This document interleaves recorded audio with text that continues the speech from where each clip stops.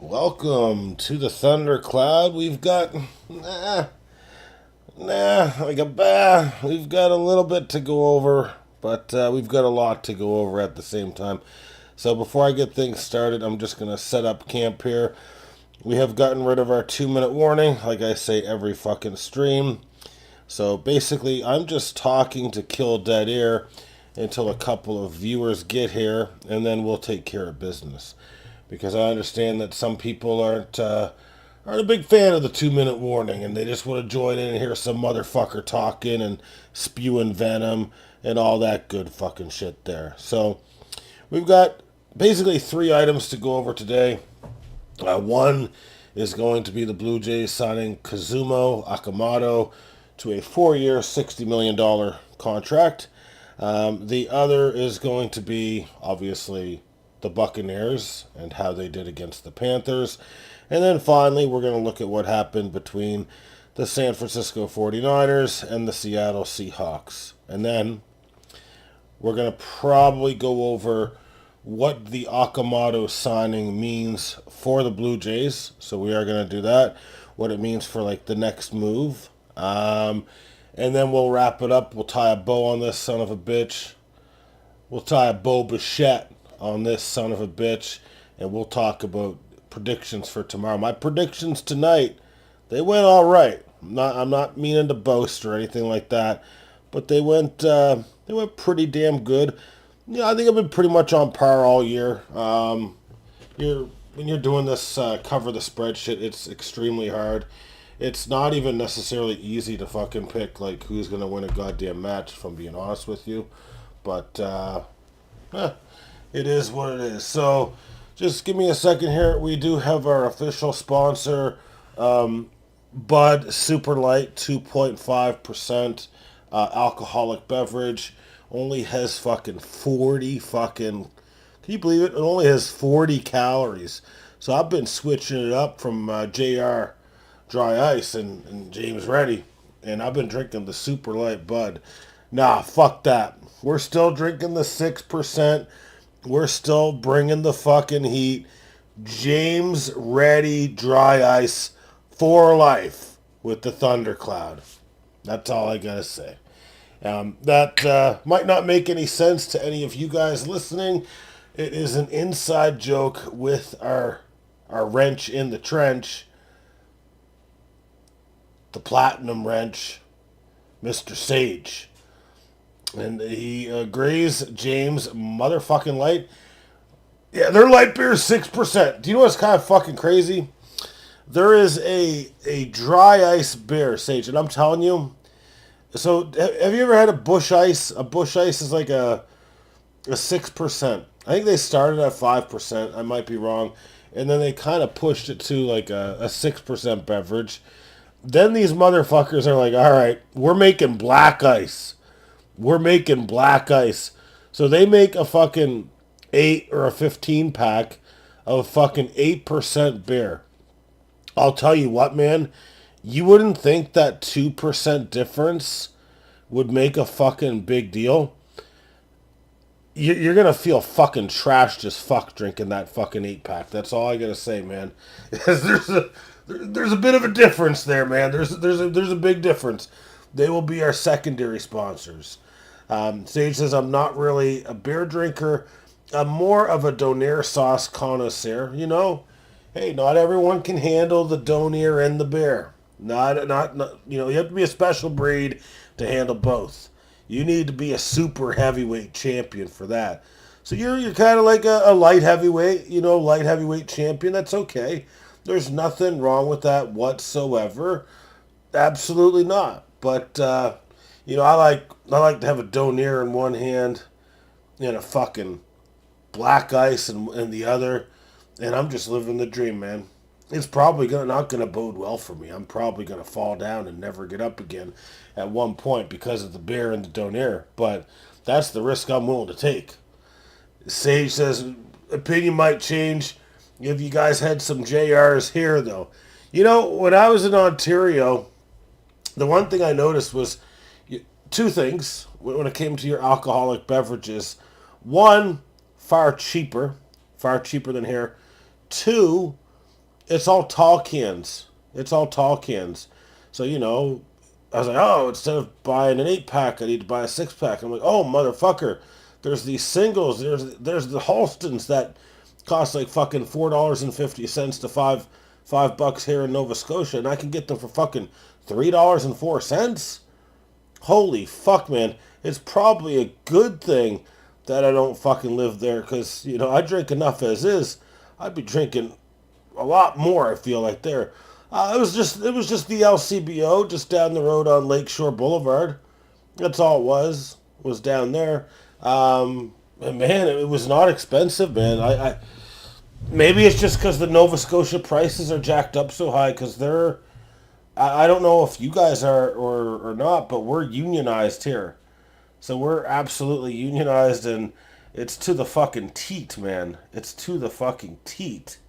So I'm not sure, man, but I'm just saying it was all tall cans, and that was by no means a bad thing. Their beer prices were good. I don't know if the hard shit was different for prices or not. I don't really drink hard beverages. I just feel like, I try to keep things real, Sage. Try to keep things real. Robert Ford loves his LCBO. Well, you know what? We're going to give Robert Ford a shout out there. That's a good thing. That's not a bad thing, what he's doing there in Ontario when it comes to the beer prices. So let's give that man a round of applause, okay? Let's give him a round of applause while I talk to James Reddy himself. All right. I think it's probably time for us to probably get started, I would say. No? We want to start with the NFL, I think, is what Sage said he wanted to start with. So, all right. This, to me, is absolute bullshit. I'm probably going to rant a little bit. And the reason why I'm going to rant is because it's absolute, it's just a travesty, to put it lightly. It's a fucking travesty. Okay, I don't care about who won today. I don't care. I'm not a fan of Tampa Bay. I'm not a fan of Carolina. But Tampa Bay wins today. Their record, they won 16-14 over the Panthers. Both these teams are 8-9 for the season. One of these teams is going to go to the playoffs. So as it currently stands, if Atlanta beats New Orleans, then Carolina makes the playoffs. On the flip side, if New Orleans takes care of business, then Tampa's going in. Why do we have any of these teams going in the playoffs, man? Say what you will. I'm obviously a Packers fan. I'm supposed to hate the Detroit Lions. The Detroit Lions are more worthy than either of these teams. These teams are under 500! Under 500! And one of these teams is going to the fucking playoffs. That's just not fucking acceptable, in my opinion. I don't know. Maybe Detroit will lose tomorrow, and that'll put them below 500.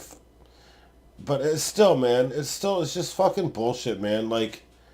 We can't just be giving fucking home field advantage to these teams if they're fucking completely miserable. Anyways, let's just break down what happened in the game. To me, I found the difference right away. Difference in the game was fumbles. Now, Tampa Bay fumbled it twice, once by Sean Tucker, once by Baker Mayfield. They didn't lose their fumbles.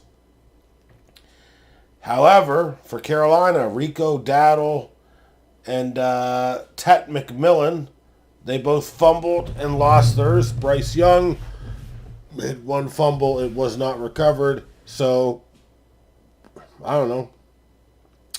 That seems to be the difference in the game there, because that's 2 turnovers to only 1 turnover, because Baker Mayfield threw 1 touchdown, 1 interception, 203 yards, a 97 rating. Bryce Young also turned the ball over, so you're talking 3 turnovers to 1, but was better than Baker Mayfield, 266 yards, 2 touchdowns, 1 interception, 98 rating. I mean, I guess it's close, but there you go. One of these 2 teams is going to make the playoffs. We don't even know fucking which one. It would have looked a little bit more respectable, if at least one of the teams was 9-8.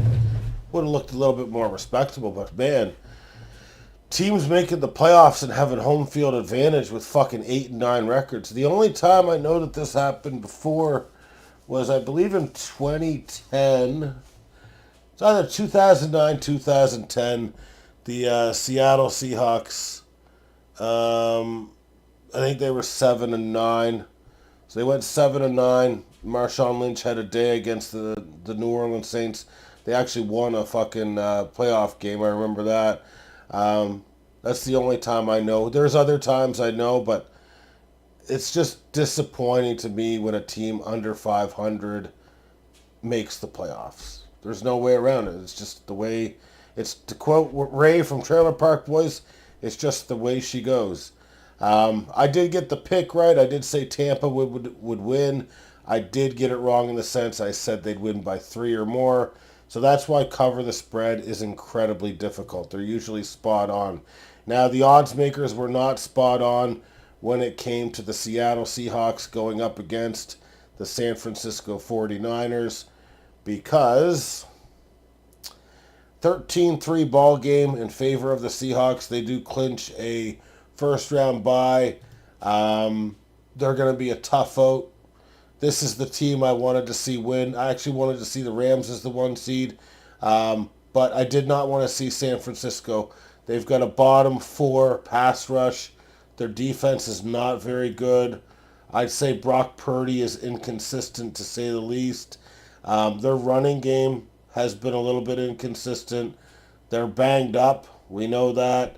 Their receivers, I mean, we'll see what George Kittle can do. Jawan Jennings seems legit.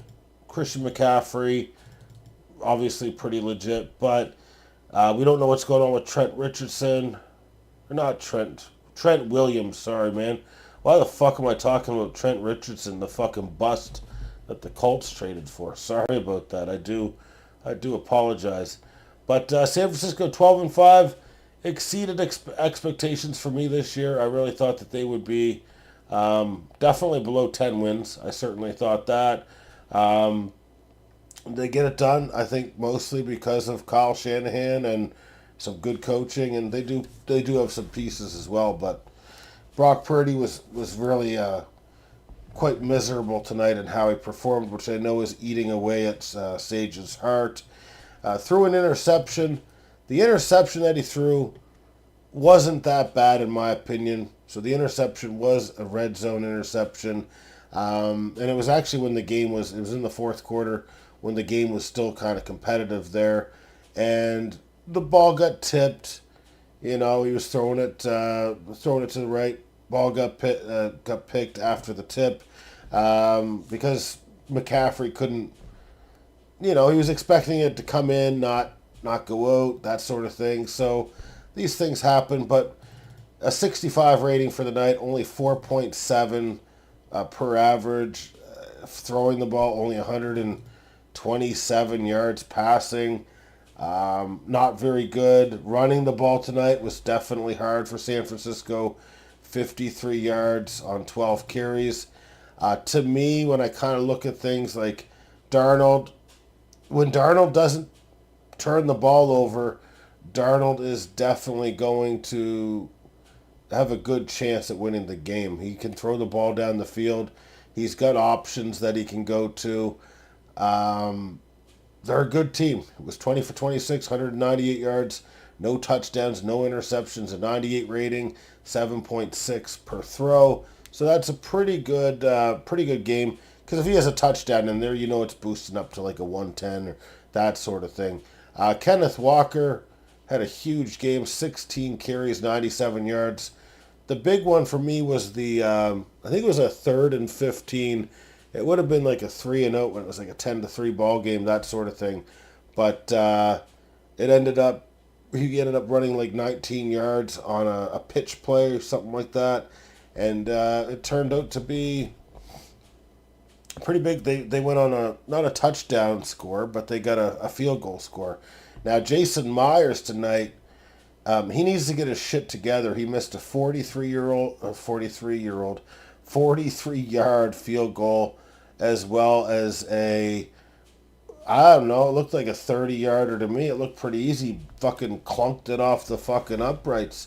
Didn't look very good to me. He's going to have to play better because this game really shouldn't have been as close as it was.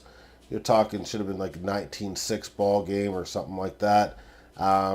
Seattle's defense was suffocating San Francisco.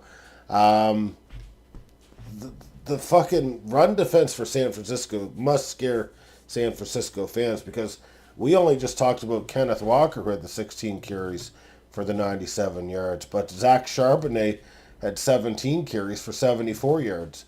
Now I get that's not a 6.1 average like Walker, but that's a 4.4 average with a touchdown. That's pretty damn good as well, and that's I like their backfield.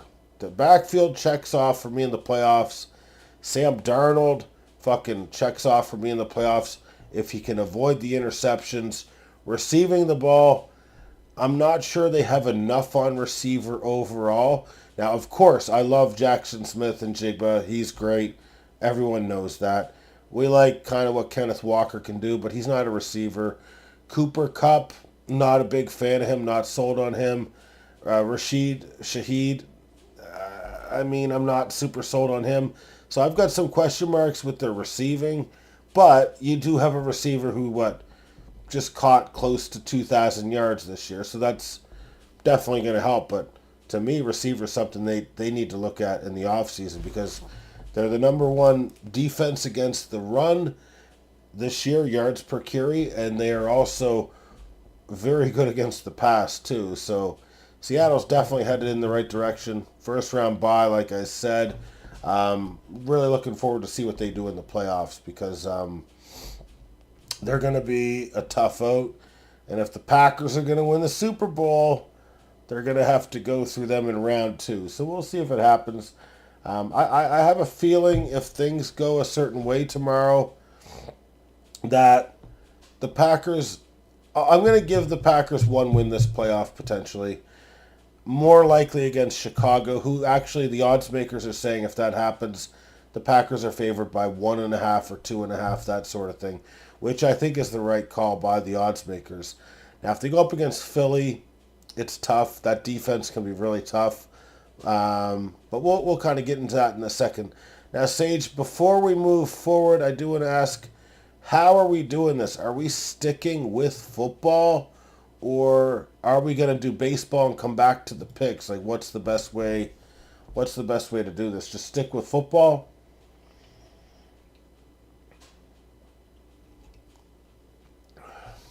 It probably makes sense to stick with football, doesn't it? All right, let's get to our picks. Then we're going to get to the Blue Jays here very shortly. We do apologize to the fans in Japan that are watching, as well as the Toronto Blue Jays people that want to hear what's going to be said, but we're saving the best for last, okay? So here we go. Final week of the season, and a lot of these teams, good teams, bad teams, etc., are benching players. So it is going to be a crapshoot in some of these games. I did try to do a little research on who's benching what, who's not benching what. I've only got so much time in the day, man. I can't be just fucking nerding out all the fucking time and just gawking at my fucking screen and being, oh yeah, we're going to do this, they're going to do that, because I really don't give a fuck. First game tomorrow is the Cleveland Browns on the road against the Cincinnati Bengals. Bengals are favored by -7.5. I'll take the Bengals to win, and I will take the Cleveland Browns to keep it close and cover. They're going to get the +7.5 for Cleveland. So that's what I'm giving right there. Whenever I've done that with Cleveland this year, I've been wrong, I think. And I don't know. They seem to cover every fucking time I don't fucking pick them. So that could mean absolutely nothing. Next game here, you got the Dallas Cowboys.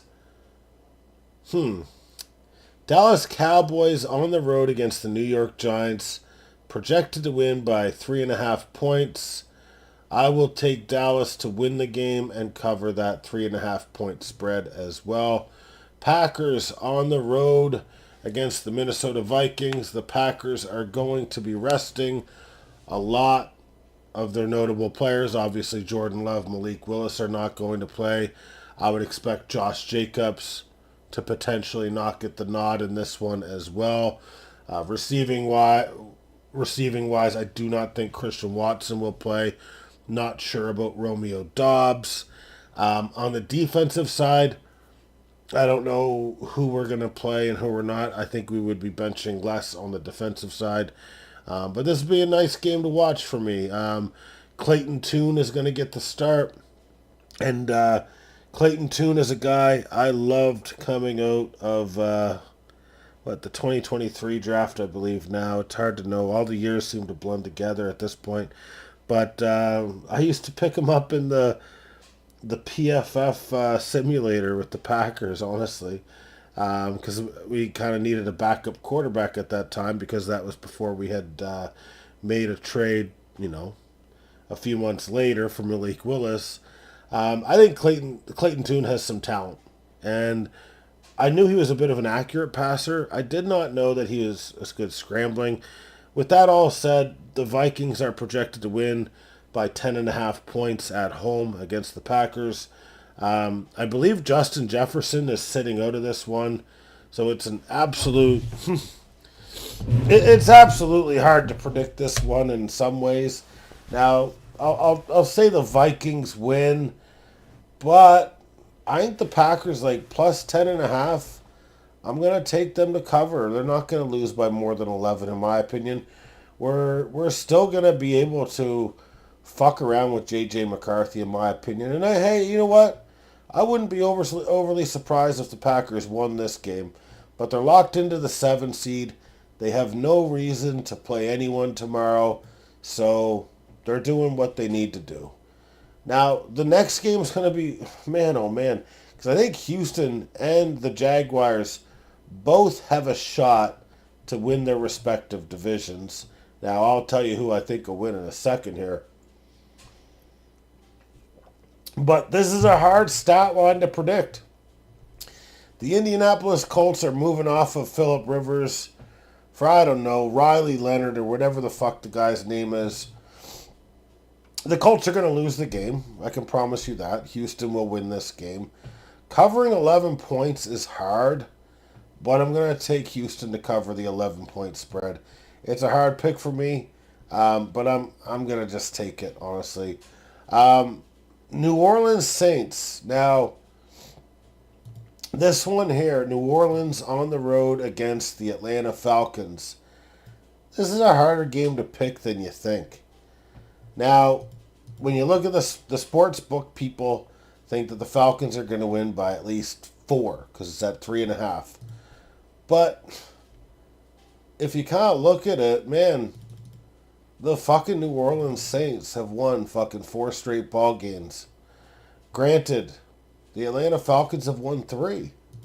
So, to me, I want to do one thing to educate myself. Now, I say his name should be pronounced as Tyler Shog. But this idiot wants to call himself Tyler Shuck. And his spelling of his last name is Shough. So how is that Shuck? If there was a Q, I would agree. But there isn't a Q. So fuck you. It's Tyler Shog. We're not going with Tyler Shuck. Anyways, I just want to see kind of what this guy's been doing. Starting to be hyped a little bit. 92.1 rating. That's a fine rookie season. 9 touchdowns, 5 interceptions. I just feel that I think New Orleans wins this game. So, of course, if they win, I think they're going to cover the plus 3.5 because I'm not an idiot. Next game on the agenda, the Tennessee Titans on the road against the Jacksonville Jaguars. So, I'm going to say Jaguars win this one. Absolutely. But can Tennessee keep it within 13? 13 or under? Tennessee's been playing better ball lately based on my understanding. Fucking winning by 2 touchdowns isn't easy. I think the Tennessee Titans cover this one, and I finally get a Tennessee fucking pick right. Finally! After picking them for the first 3 weeks of the season. Next game. Incredible fucking odds here. I believe Jacoby Brissett's playing. The LA Rams are hosting the Arizona Cardinals. Projected to win by fucking 13.5. Well, you know what? The Rams are playing everyone. The Rams, what's the thing that they can do? They're either going to finish 6 or 5. So, I think the Rams would rather finish 5th, have a chance, say, the Niners or the Packers win a game and make it a little far, to have a home field advantage, going into the Super Bowl, that sort of thing. So I'm going to say the Rams win by 2 touchdowns. But again, I think Devontae Adams is still out. Haven't checked that up, but it would not surprise me whatsoever if he's out, honestly. Detroit Lions on the road against the Chicago Bears. Now, if I'm a betting man and I'm throwing cash on this game, you know what? The Detroit Lions have a great offense. Their defense sucks. Do you know what, though? The Chicago Bears defense sucks as well, except for the fact that they get turnovers. I don't see the Chicago Bears getting a lot of turnovers off of Jared Goff. I do not see it. So the Chicago Bears are favored to win by 3.5. I'm saying fuck that. Dan Campbell, you want to talk about a son of a bitch. Now you're messing with a son of a bitch. You're messing with Dan Campbell, and he's been eliminated. You want to see what he does on 4th down now? Huh. Good luck, Chicago. I feel like Detroit is coming for you. They're fucking going to make a statement, and they are going to bring you down to Chinatown. Detroit wins. If you're betting, that's worth 2.6 per dollar as per bet365.com. That's what I'd be betting if I was betting. Woo! And then we've got a really bad game on the next one here. The Kansas City Chiefs up against the lowly Vegas Raiders. The LV Raiders, the lowly Vegas Raiders. Chiefs projected to win by 4.5. The Raiders projected to fucking lose because they're benching Geno Smith. That might benefit them. They don't have Max Crosby. Chiefs will win. They'll cover the 5. And that's all we got to say about it. Let's move on. They want that number 1 fucking pick in the draft. And they will clinch it tomorrow. Oh my Jesus Christ. This is a hilarious stat line. So the Chargers are not playing Justin Herbert this week.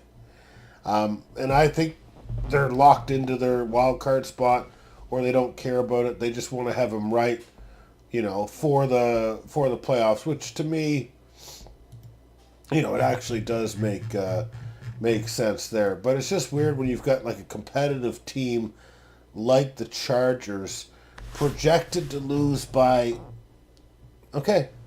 15 points or more, essentially, to the Denver Broncos. Denver's going to win the game.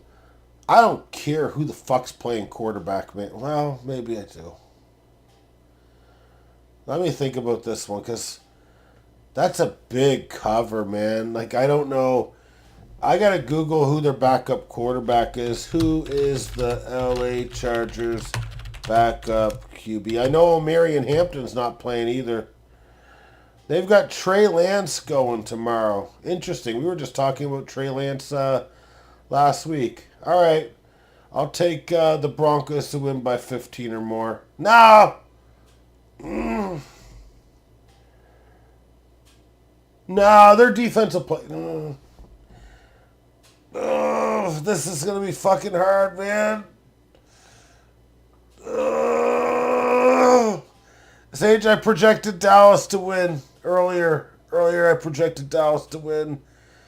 Oh, man, we're on the LA Chargers and the Broncos. So Broncos are without Herbert and O'Marion Hampton. They've got Trey Lance starting, and it's a 14.5 spread. So either the Broncos win by 15 and you win your money, or you say 14 and under for the Chargers and you win your money back for the cover. I don't know, man. It's too hard when it gets to this shit. I'm just going to I'll take a 17-point win for the Broncos. They've got a lot to play for. They're certainly not going to lose the game, though. Rest assured. Then you got the Miami Dolphins on the road against the New England Patriots. I got two things to say here. One, New England's going to win. But two, 11.5 points against the Dolphins, who've been playing pretty good ball lately, is hard. I think the Dolphins can cover that. So I'm going to pick the Dolphins to cover that. Next game here, the Jets on the road against the Bills. I don't even know if Josh Allen's playing or not, so it's really hard to make these picks. So the Jets suck. The Bills don't suck. I'll take the Bills to win and cover the 8-point spread. I know you would love a Jets win. Now, okay, let me just say, is Josh Allen playing tomorrow? Because it's hard to know, man. I don't know who's playing and who's not playing tomorrow. Are they locked into a certain seating?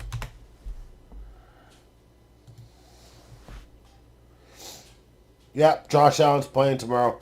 All right, you are not going to get a Jets win. Sorry. They don't have much to play for. That's my thing. So, but he might play a series, or he might play a quarter, and then they bench him, sort of thing. You know what I mean? So we'll see what happens there. Next one, you got the Washington Commanders up against the Philadelphia Eagles.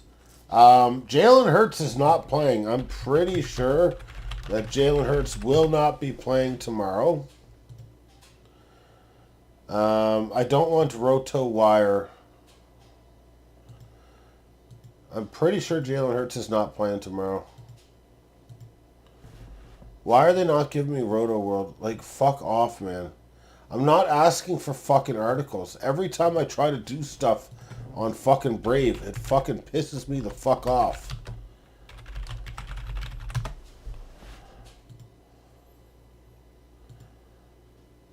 So Eagles are going to rest starters in Week 18 against the Commanders.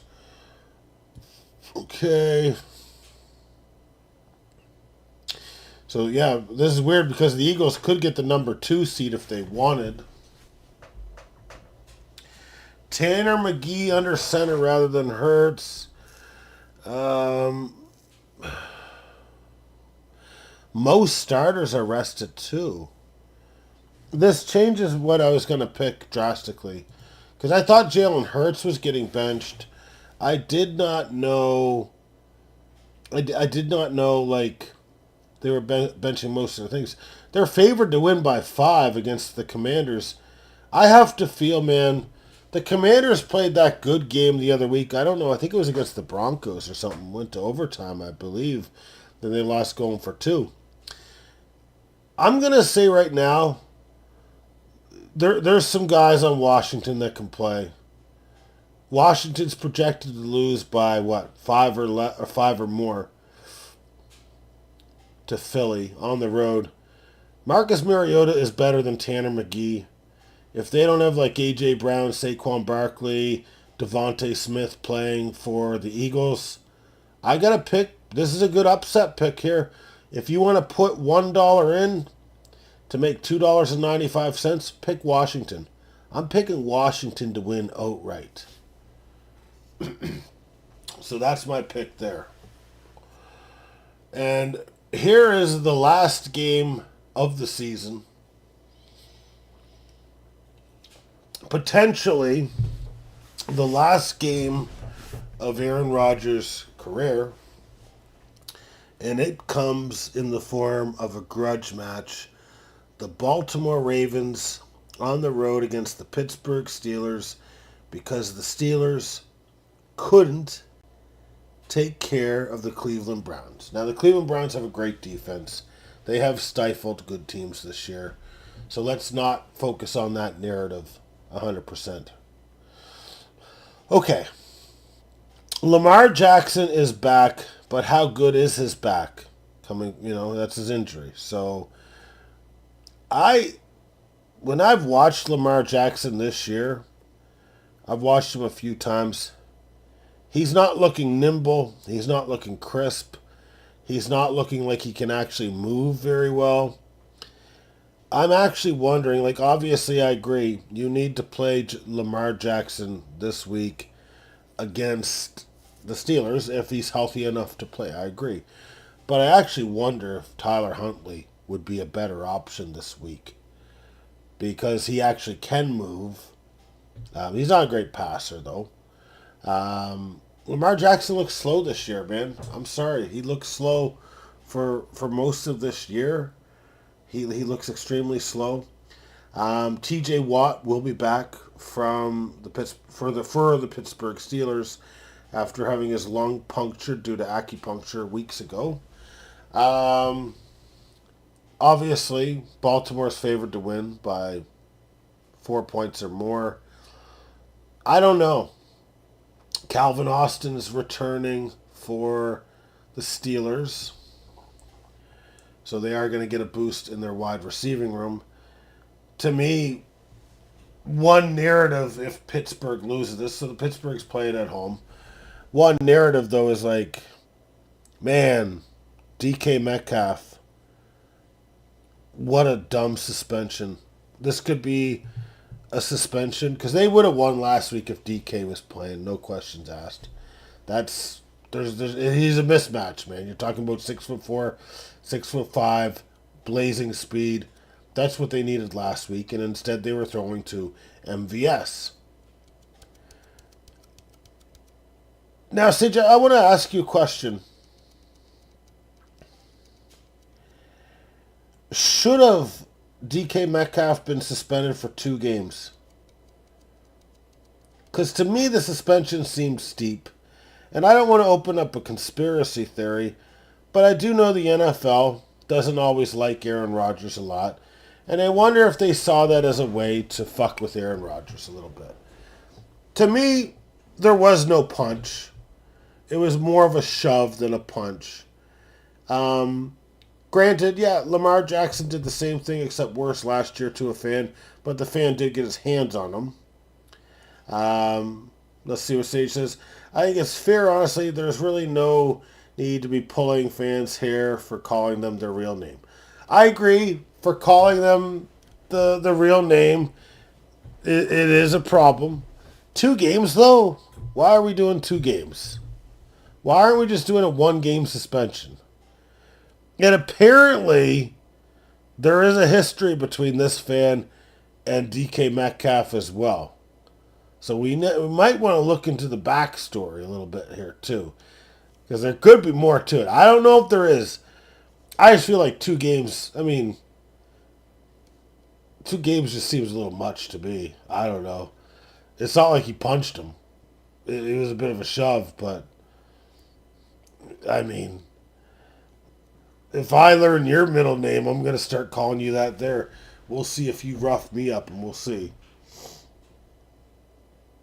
Sage says, a message, honestly. The fans really didn't do anything malicious, just trash talk. DK was clearly weak mentally if he can't handle it. I agree. I'm just saying about the 2-game suspension. 2 games just seems like too much, in my opinion. I don't know.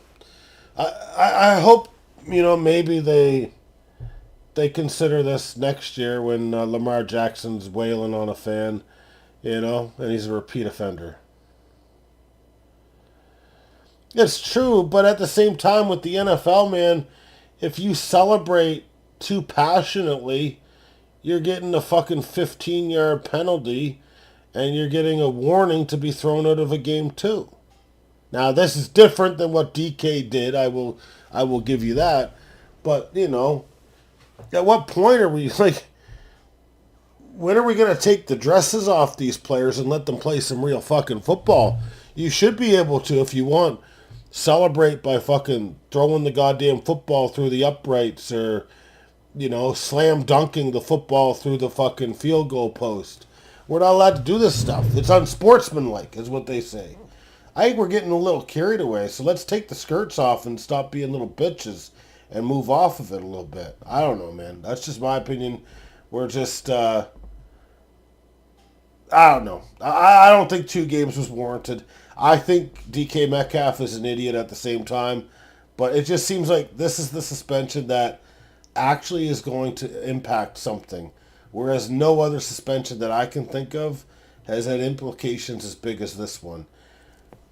Granted, it was dumb. If what we know is true, it was just the name that was being called, that sort of thing. I don't know what the woman to the right of the fan was saying, because apparently some people were saying those two were kind of in cahoots, and what she was saying was worse. I don't know what was said. I'm not at the goddamn games. You know what I mean? It's just 2 games. Just 2 games too much.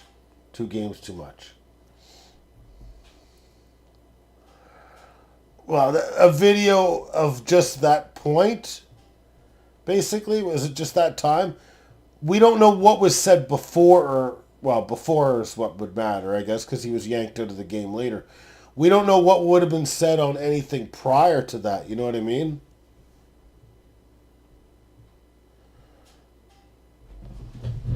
Sage says, I want to see a Malice at the Palace Part 2. You want to see them throw down? That'd be a great idea. Great idea.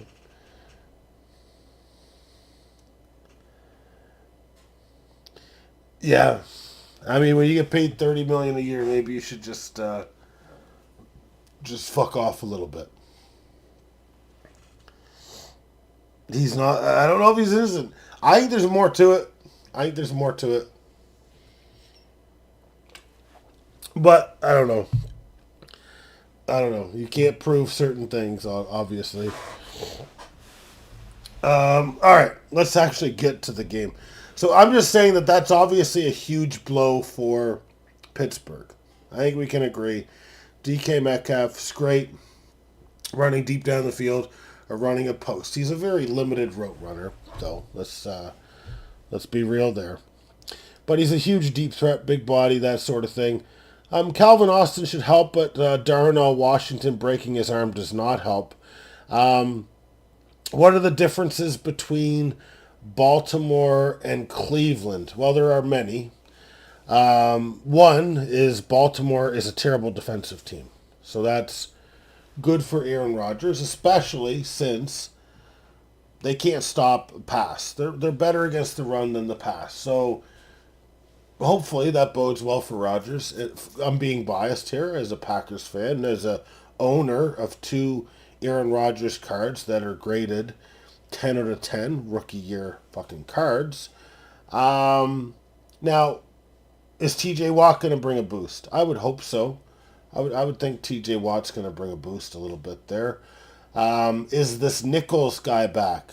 That cornerback that they have? I think he is for Pittsburgh, so they should be okay. But their defense hasn't been great. Very inconsistent this year.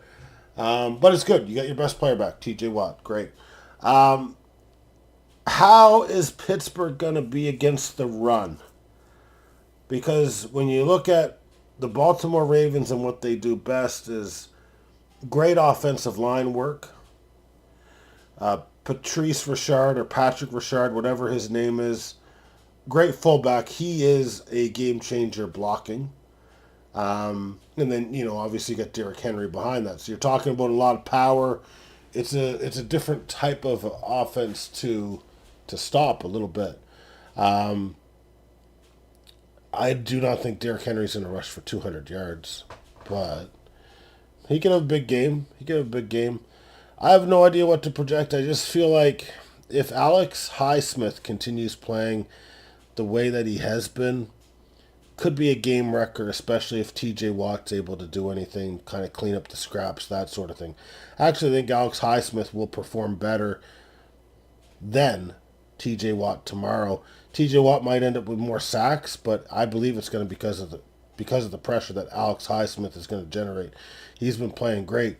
Now, Derek Harmon on the interior and Cam Hayward, I think they do have the ability to help stop the run a little bit. So, I'm not saying they're going to be able to stop the Ravens 100%. I think that Lamar Jackson, he's going to have to win throwing the ball. And Lamar Jackson as just a ball thrower isn't a great quarterback. Without his legs, he's not great. If he can't create more space, roll out, dunk around for 12, 13 seconds, make a great pass, he's a good passer, don't get me wrong. But he sometimes needs to create more time for himself. He's not going to be able to do that, in my opinion. I'm maybe being biased here. I don't want to see Aaron Rodgers' last game be this week. And you know what? I do feel like Aaron Rodgers will be back for one more year with the Steelers regardless.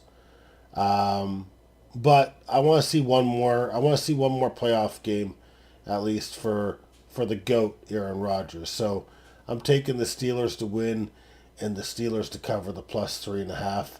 Let's fucking get it going tomorrow. Let's fucking take care of business, Steelers, and fuck up these goddamn Ravens. That football coverage took a little bit longer than expected, so we need to take care of a little bit more business here before we get into it. And that business is the Blue Jays made a very wise signing today. And I love it because I kind of had a feeling we were going to sign this guy. And I kind of liked that last night. We're like, well, where's Okamoto going to go? Where's Okamoto going to go? Well, it turns out he decided to sign with the Blue Jays. Actually, the first person in the world to report this to me was the Platinum Wrench. I went to take a shit, and the first thing I see Sage say is he's like, yeah, we took care of Okamoto. So, Sage, you broke that news first. I don't care that Jeff Passan is taking your fucking credit from you. I know that the Wrench reported it first, and Jeff Passan's trying to take away your goddamn thunder. And he's a son of a bitch for fucking doing that, okay? Try not to get mad at him, Sage. We don't need you DK Metcalfing this SOB's sorry ass. We know that you reported it first. Jeff Passan can take a damn hike. You're damn right, Sage. This was your news to break. You're plugged in with the Japanese media. I've known it since day one. What a son of a bitch he is, though, Jeff Passan. Just as if he hasn't reported enough shit. He's going to be, oh, yeah, let's just fucking take this guy's wrench and act like we're the ones, No. Not on my watch. I will have a very stern conversation with Passan. Don't worry about it, Sage. I will take care of it. Anyways, kind of when I started to hear... Woo! When I started to hear that the Pirates, Jeff is certainly on a short leash. He's on a short leash. And you know what I heard? I heard he takes a short bus to school as well. That's just what I heard. Anyways. Okay, I gotta catch my bearings here. When I actually heard that potentially the Pittsburgh Pirates were on the outs looking in for, Kazuma Okamoto, I was favoring in my head the Jays to sign him because this guy does a lot of things. As I've learned, obviously I didn't know all this stuff at the time. I've kind of done a bit more research today to kind of fill in the blanks a little bit. But this guy fits what the Jays are looking to do. So what does Okamoto bring to the Jays? Well, he better fucking bring something because we signed him to a 4-year deal worth $60 million. So no opt-outs in that deal as well. So that's a big win for the Jays, provided he can do what we expect him to do. Now, overseas, I believe for 7 straight years he's hit 25 home runs or more, with 1 year being at 41 home runs. He's not going to be a huge home run hitter for the Blue Jays. He's going to be what most project in the 20 to 25 home runs per year range. That's not bad. One nice thing as well, he's 29 years old, so he's not even 30 yet. So you're getting him in his prime for a few years. And then, when he turns 33, he's definitely not going to be in his prime. That doesn't mean he's not going to be valuable, that sort of thing. Now, why does he fit the Jays very well? Well, first and foremost, he's versatile. Now, he plays third base and first base, primarily third base. Now, I see the Jays fans out there saying, he's going to play outfield because we need Ernie Clement to play second base all the time. No, that's not how it's going to work. Slow your fucking rolls, you fucking idiots that don't know what the fuck you're talking about. He's going to play third base, and he's most likely going to platoon with Addison Barger at third base. And then Addison Barger in the outfield is probably going to platoon with what? One of Anthony Santander or George Springer. So please, shut the fuck up and fucking stop talking. All these people, yeah, he's going to play outfield. No. Maybe he can play outfield in a pinch. Primarily, he's going to be a third baseman. He's an above-average defender at third. He has won Gold Gloves over in Japan for the Yomiuri Giants, or Yomiuri Giants. I'm sorry if I'm saying it wrong twice. So why would you move him to the outfield? And why would you move him to the outfield when his bat profile is better at third than it does the outfield? Sorry, just saying. Anyways, so I think he's going to be a guy that we see against, righties and lefties at third. He might platoon at other spots, but what does he do in terms of batting average? He's a pretty good batting average hitter. In terms of what he's going to do at the MLB, I'm not really sure. He hits fastballs well. His whiff rate against fastballs is very low. It's under 10%. He hits the ball hard, is a great contact hitter, gets on base. Pretty much like a grinder with some talent and stuff. Kind of the guy that we want playing on this fucking team, to be honest with you. This is a great pickup. We'll see if it pans. But he's not going to offer anything for stolen bases. He's not going to offer anything for major power. But I mean, if he's hitting around 20 home runs for you, that's not bad, honestly. And kind of the funny thing that we're looking at right now. So this is per Fangraphs right now. So for free agents that the Jays have signed so far this year, they've signed this is per Fangraphs. Per MLB Trade Rumors would be different. But because we've signed these guys, we've signed the 3rd, the 21st, the 25th, and the 40th. So those are the ranks in the top 100 or whatever. Those are who we have signed so far. And we're still linked to possibly landing one of 1, 2, and 8. So this is definitely the best offseason the Jays have had, even if it ended today.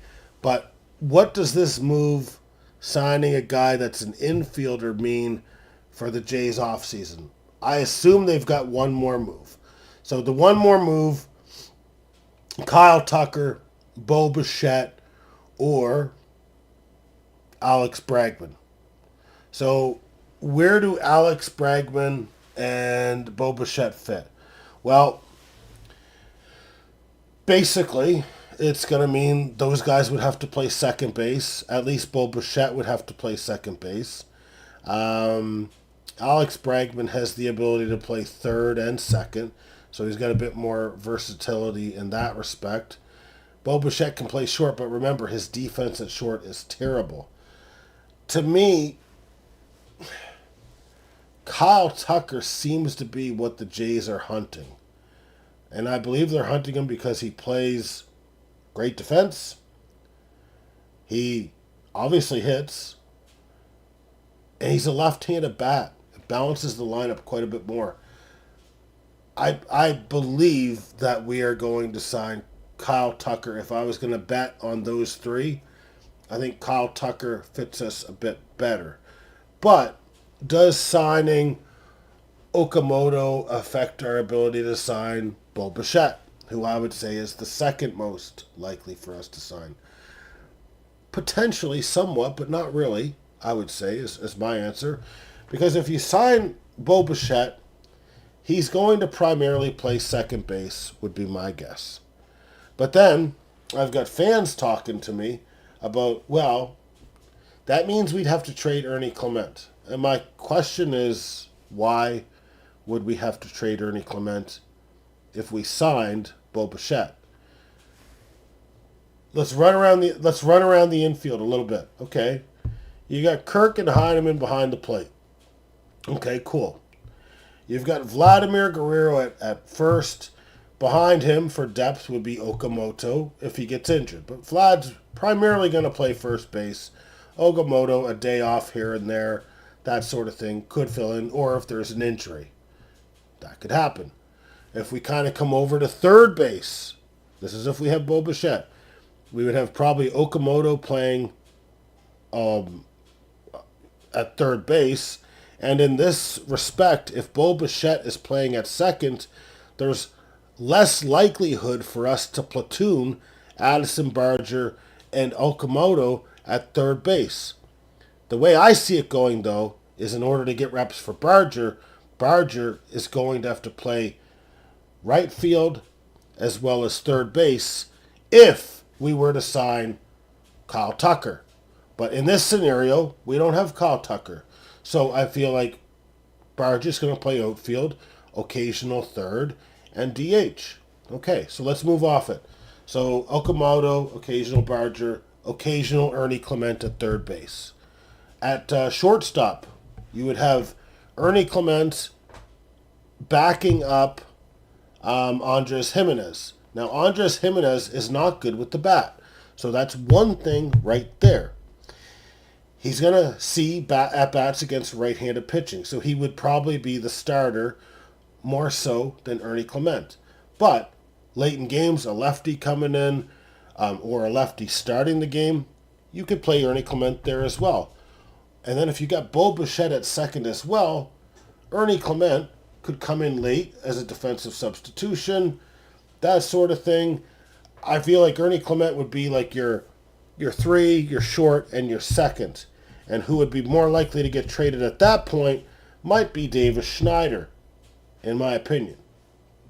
But again, we'll see what happens. But a lot of people on the Jays act like Ernie Clement is an everyday player. Ernie Clement, one of the best defenders in the league. He should have won the Super Utility Gold Glove Award this year. You can go on Fielding Bible. You can look at Fangraphs. You can look at the whole fucking kit and caboodle. Ernie Clement is that damn good when it comes to defense. It does show his bat is not... His bat is barely replacement level, even in his best year. He's better against lefties than righties. He's a platoon player.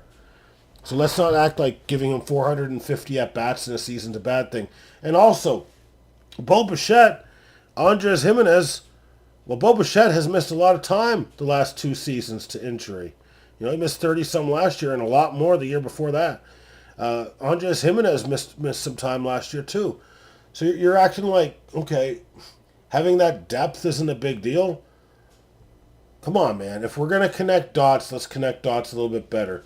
We didn't sign Okamoto to play the outfield. He'll be playing third base primarily. You might see him splash in outfield every now and then, and first base as well. So I don't think this really affects the Blue Jays in any way to get either Bo or Kyle Tucker. However, I do think it favors us to sign Kyle Tucker. I would say that'll be the signing that we do. And once we do that signing, if we do, then I think we would pivot and we would trade Nathan Lucas. You might see Joey Loperfido get traded. You could potentially see Davis Schneider get traded. And then that'll basically be the offseason. Those guys basically be traded for young guys that pitch and that sort of thing. I'm not saying all 3 of them. I'm just saying you'd see at least one of them get dealt. All right, well, I think we've done enough talking about the Jays. I did break it down the best that I could from my membrane. I don't come in here, you know, with this big fucking playbook drawn up on my wall. I just come in with the goddamn memory of what the fuck I know. So we broke it down. Are we playing a game tonight? Yes or no? Are we going with a game or are we going gameless?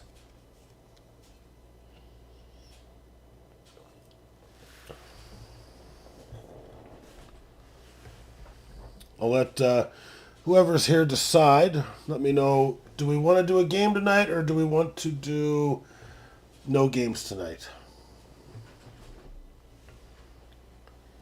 Post your comments in the comment section now. All right, I'm going to let you guys figure it out. Whatever you guys want to do, I'll do. But I do need to take a piss. So post your comments and we'll do what you guys want.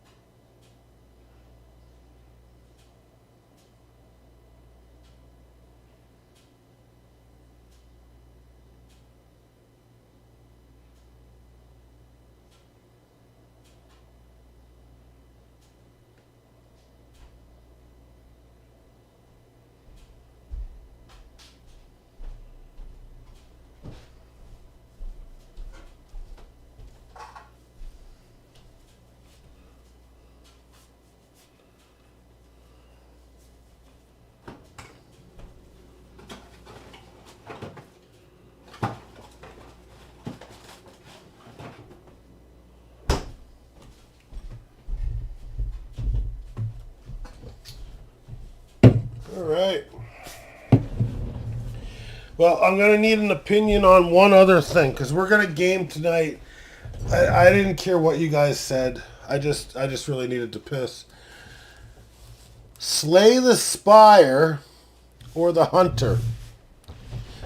2 games. Do we want to try something new or do you want to see me try to catch a bear? I'm going to get Steam open.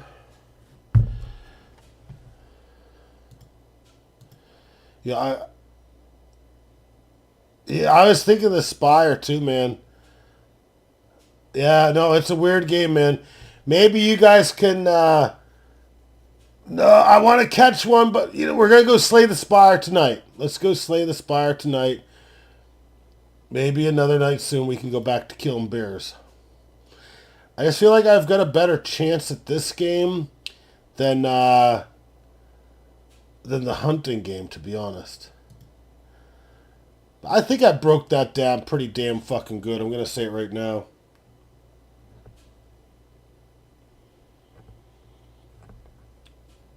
You can hit that out of the ballpark.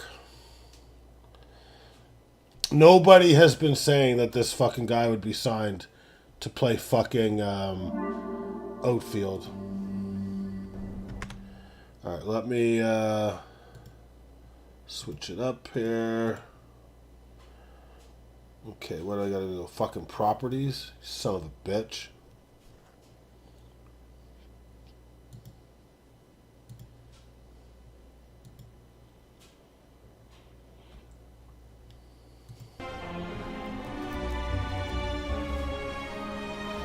Make sure it comes through. It doesn't seem to be coming through on your guys' end yet.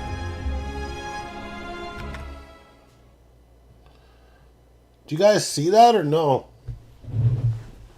Okay, it looks like it finally came through. Okay, just might be a little bit behind. Is it good now?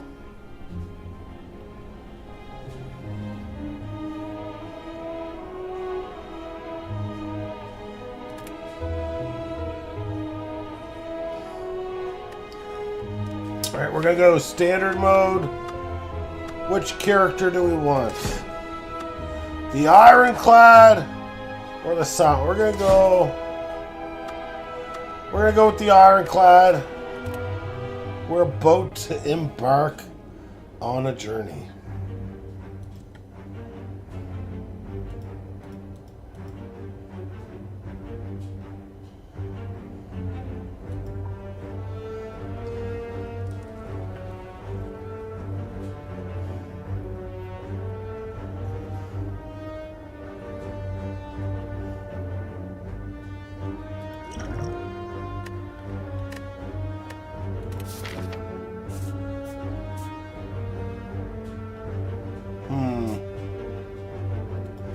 We're gonna come right up the gut. An ISO run.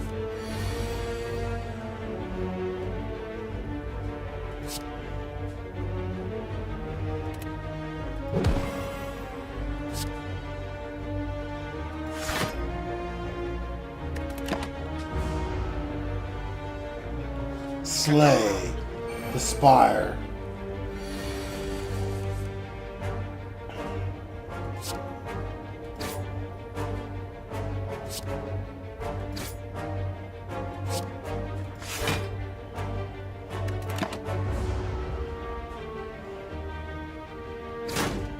Fuck you, you little pigeon!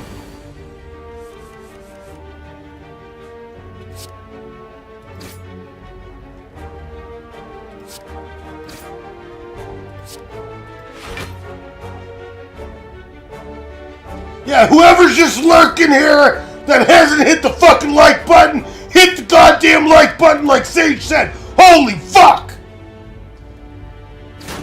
Thank you, Sage! Unfucking believable! I bust my hump! I busted my hump for no likes!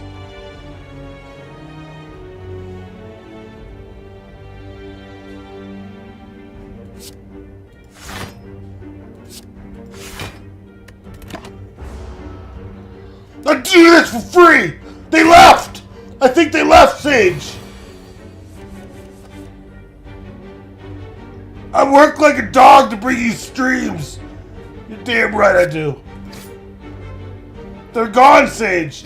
We scared them off. They're fucking gone. Unfucking believable. They got scared. They could feel the thundercloud coming from my goddamn throat. 'Cause I am the GOAT.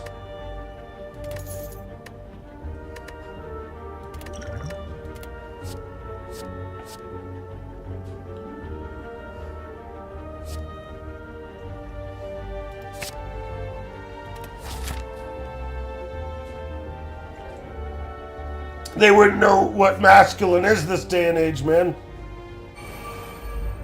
They wouldn't know what masculine is this day. They're not allowed to. I'm gonna kill this little turtle thing.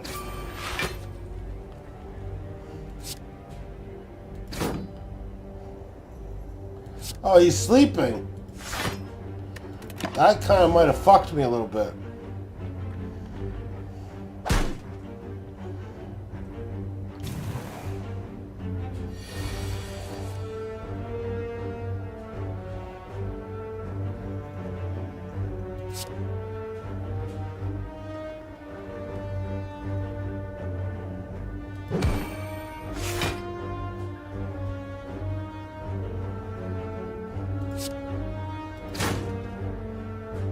God damn it, they blocked it!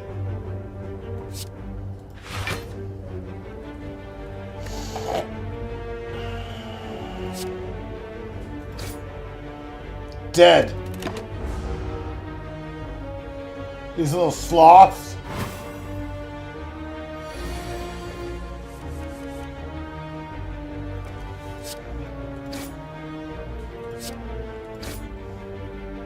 Alright, I'm off to a good start here.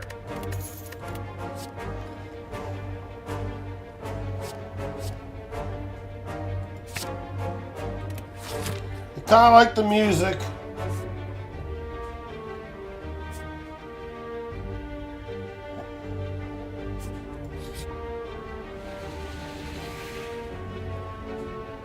I walk into a room to find a large hole in the ground.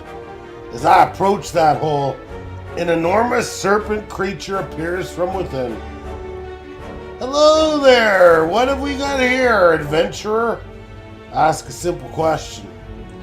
The most fulfilling of lives is that I could buy anything. Do I agree? Do I want to become cursed? I'm turning them down.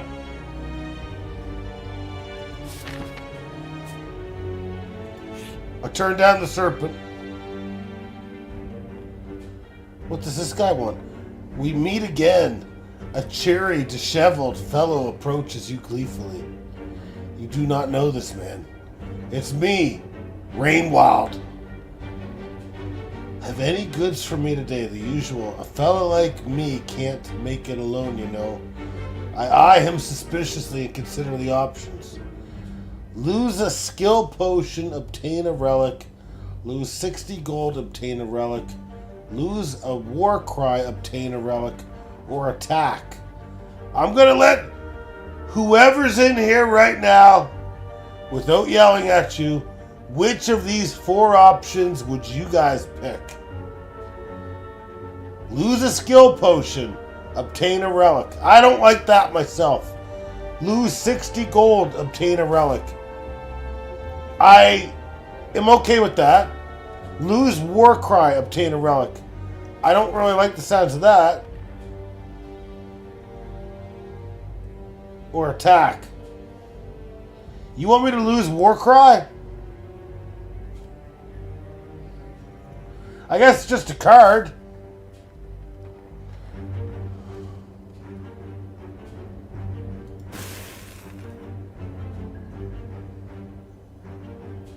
Alright, we made a deal with the devil.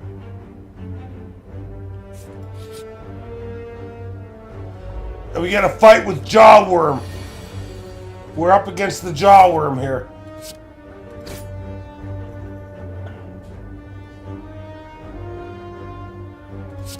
We're gonna come out a little pedestrian. End our turn.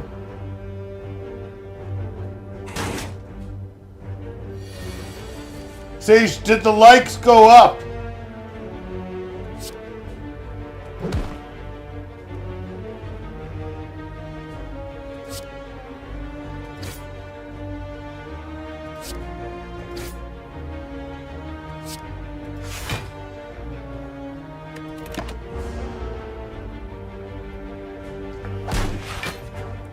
Still only 1? Wow. People are really fucking assholes, I can tell you that.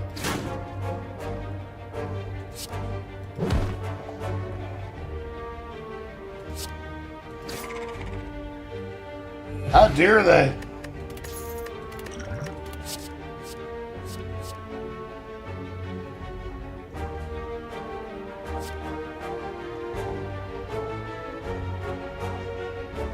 Hit the fucking like button, corpse!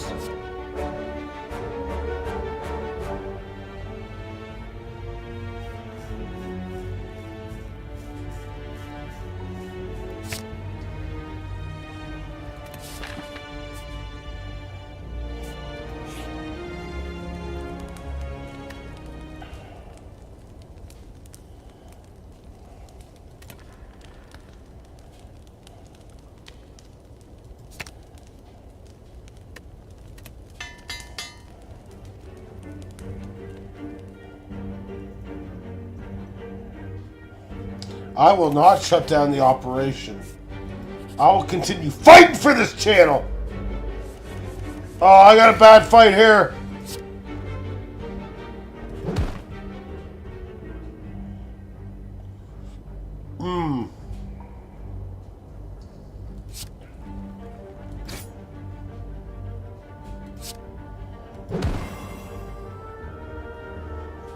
I went all offense there. Oh man, I shouldn't have did that.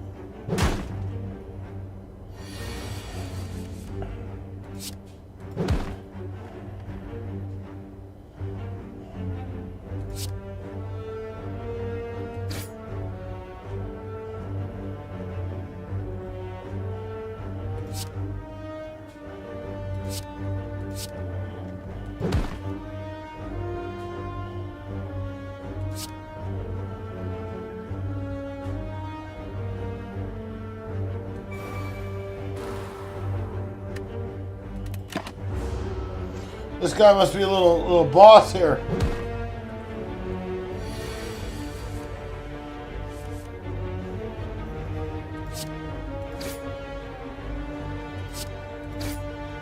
Well, we're gonna have to rest up and get our health back.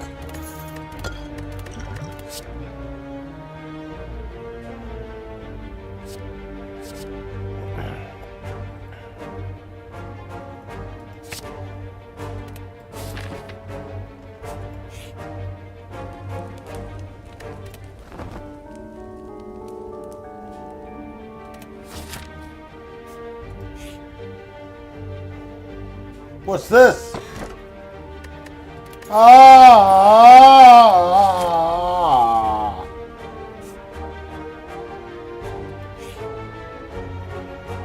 No!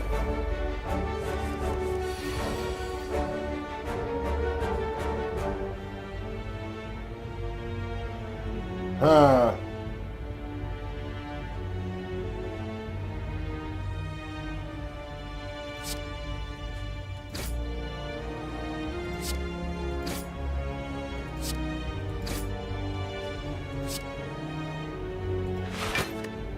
Do your worst, sentries!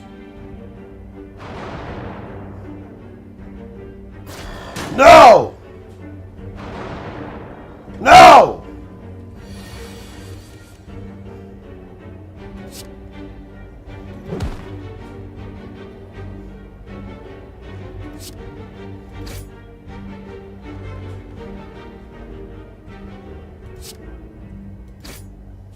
No, he's got one life left.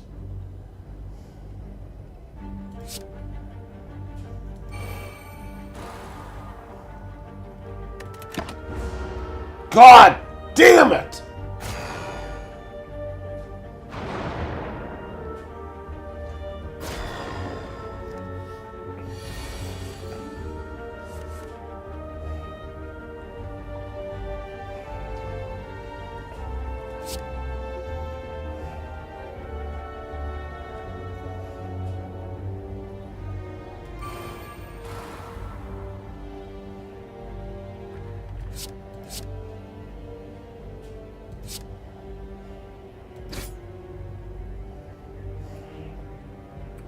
Which one of these fuckers do I want to kill next?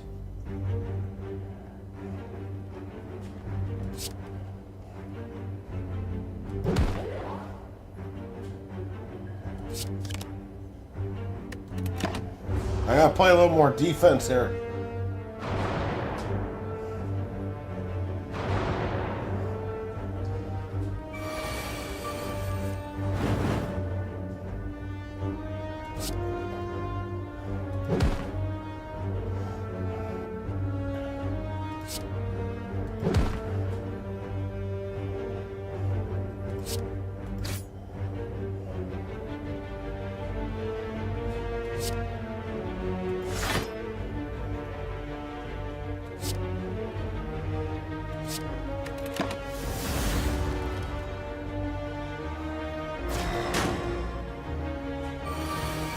He hit me with a freaking laser beam.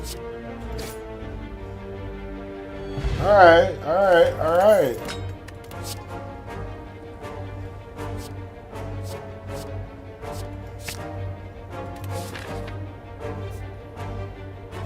I might have fucked up though.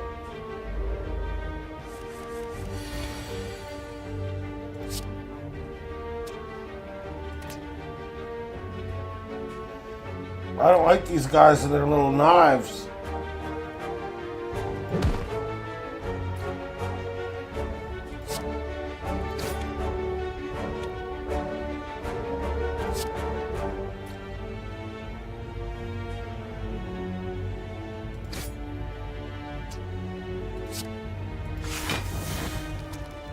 Come on!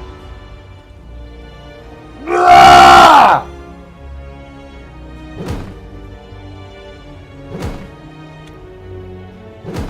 Yeah!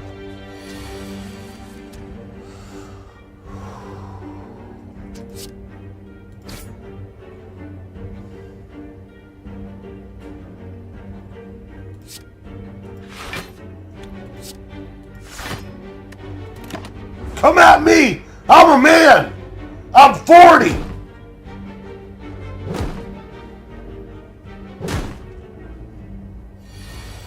Shout out Mike Gundy.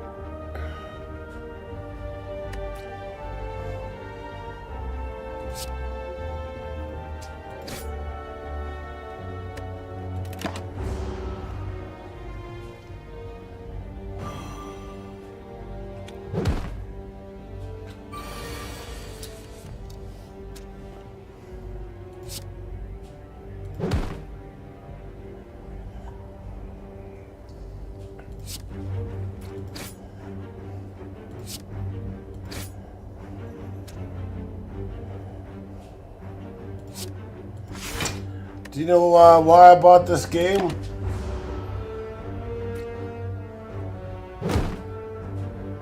Let me read what Sage said. The cloud will be dead. It'll be everyone's fault but mine and corpses. The cloud can never die because they'll resuscitate themselves in the sky.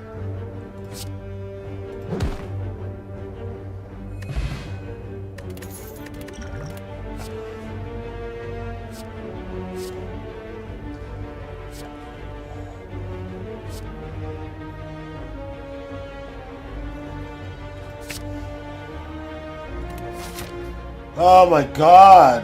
Huh. Anyways, this game is compared to Balatro.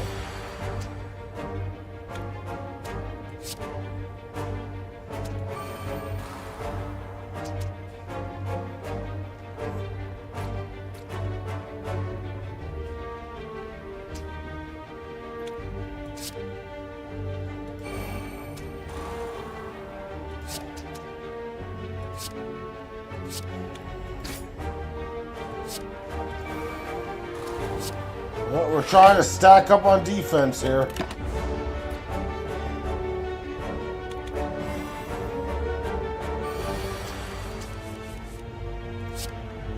Anger!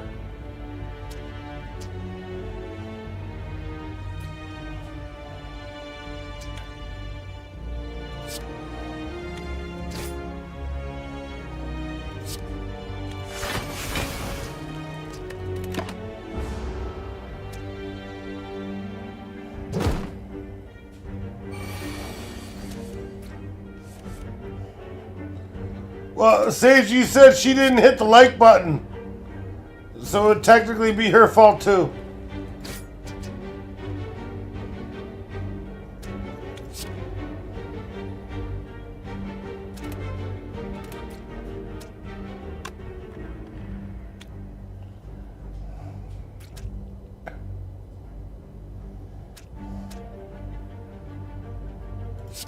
She fucking better have.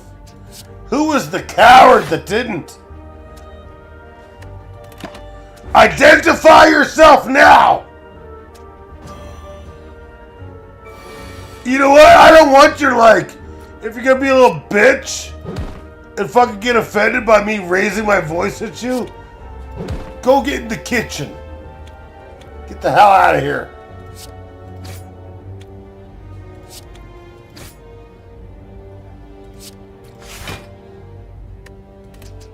Unless you're gonna give us some news about Okamoto.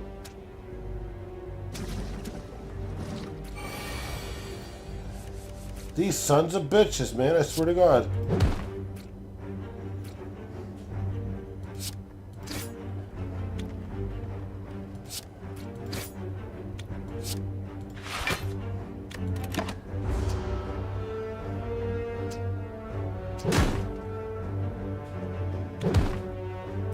I'm in trouble.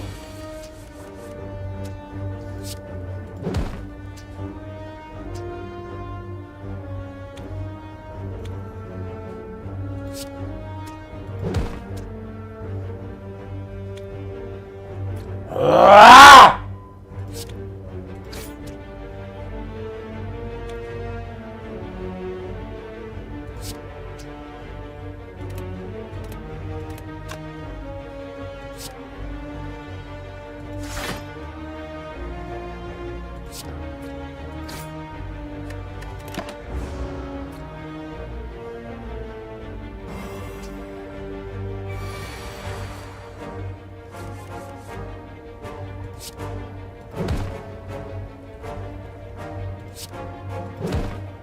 Wow, I survived that one. We really, really, really need health.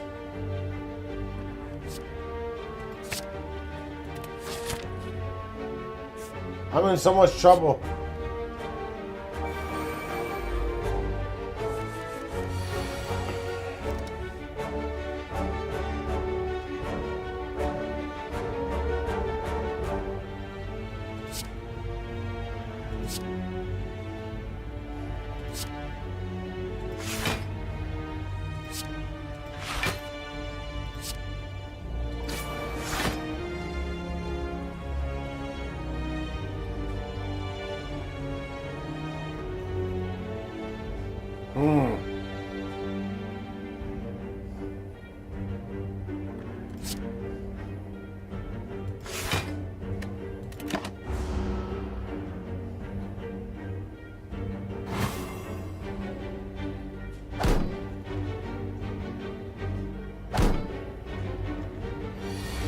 Okay.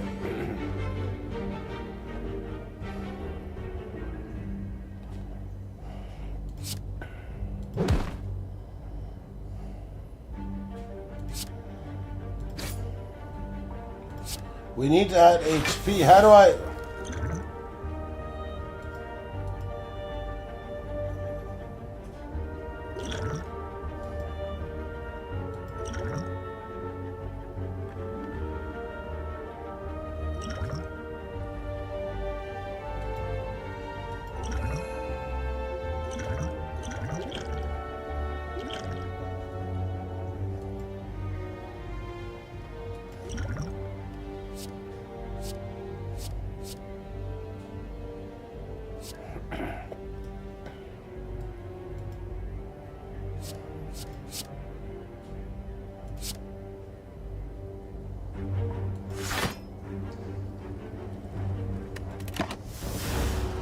Alright, we're building up here.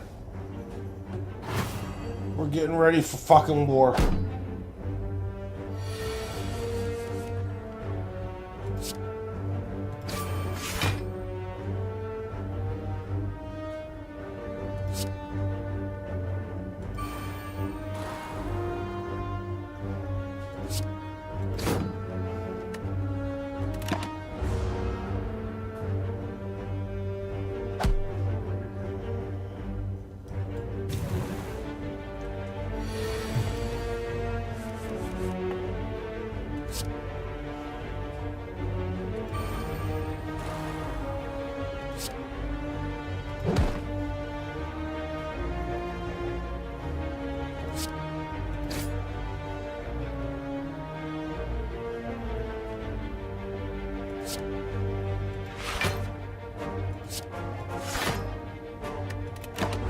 Slaughter!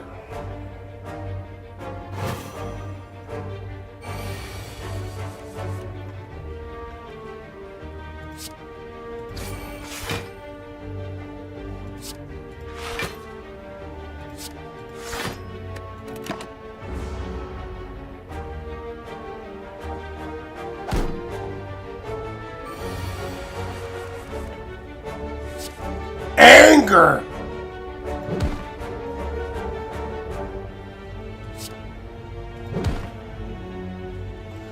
Alright, we gotta get our XP up, man, or we're in trouble.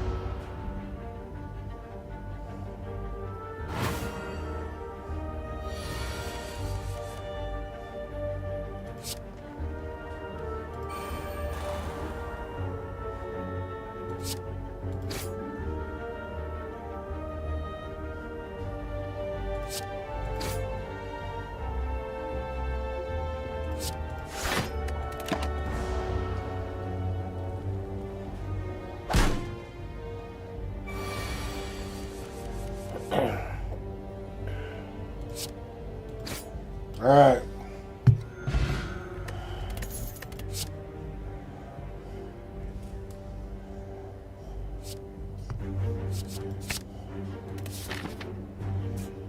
Thank God!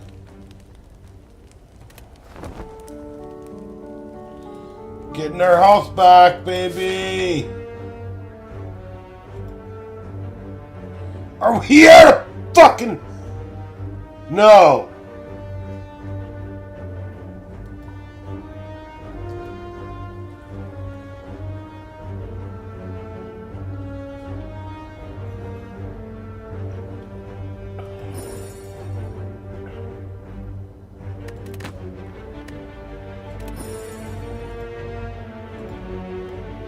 We're at a boss!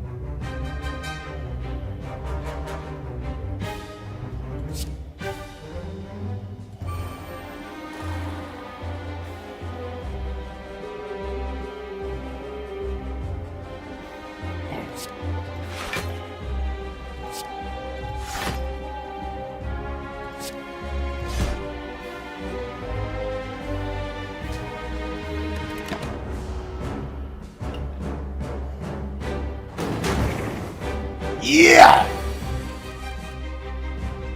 Anchor!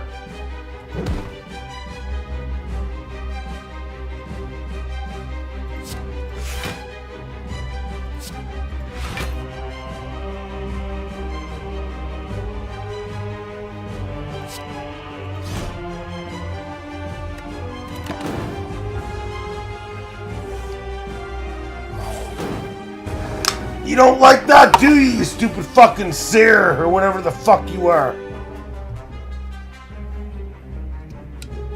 Okay.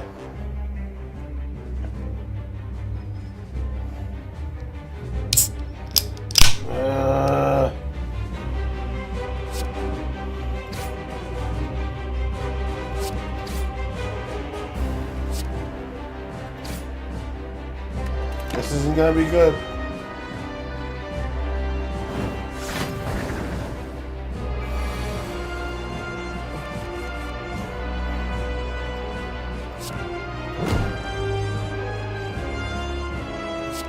Gotta keep hitting them.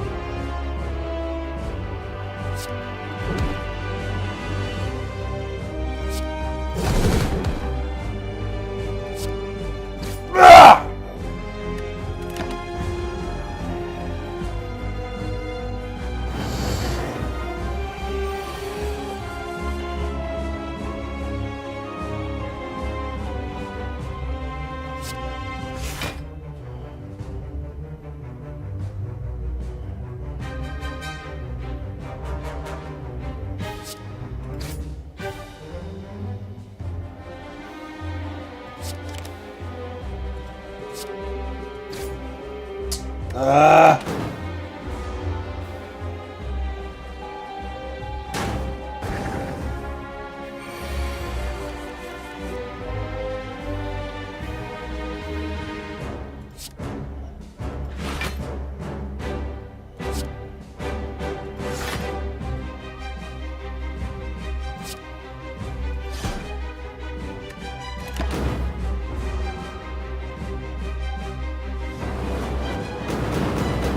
What the fuck?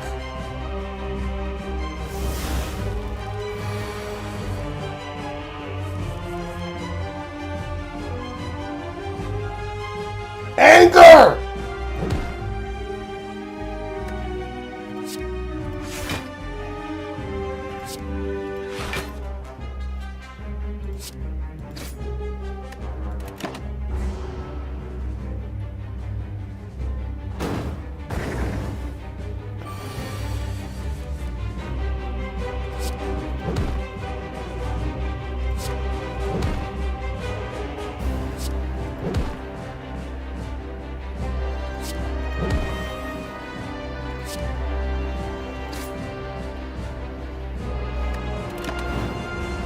I feel like I'm Batman right now.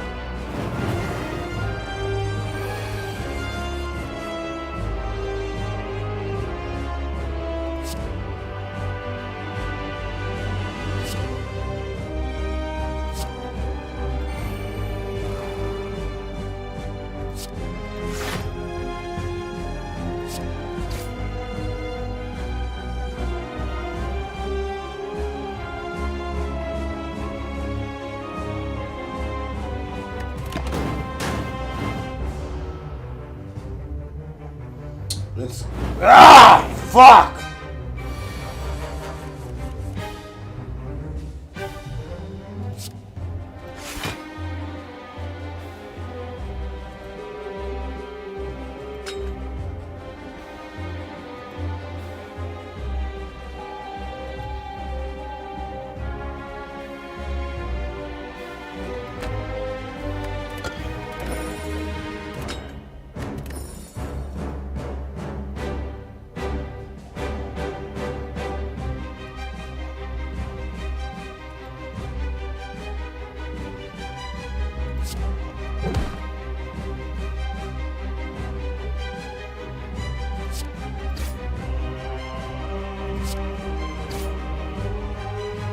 We're gonna lose right here.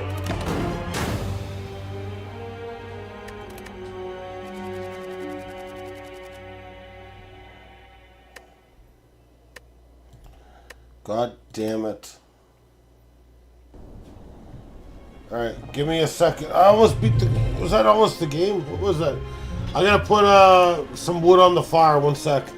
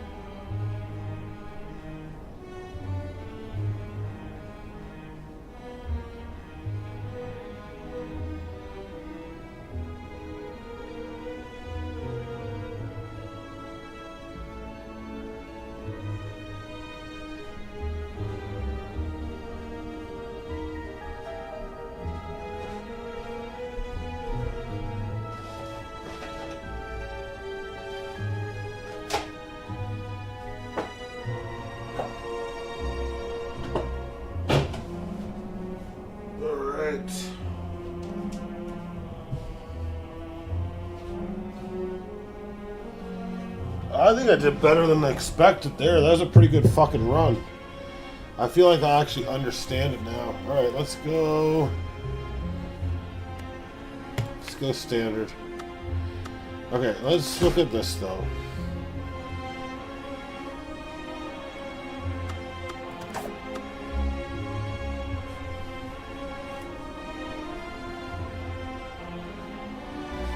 So what do I want to do? Do I want to gain 2 additional cards?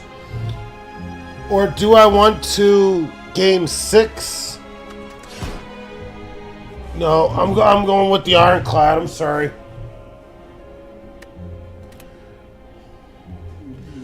I was gonna try to tell you guys to chime in, but no. Yes, another try.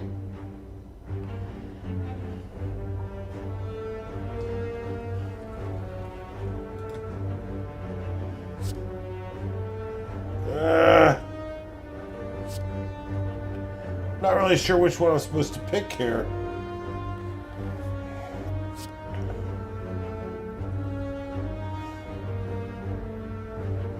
I don't know. We'll go with that. It's 0.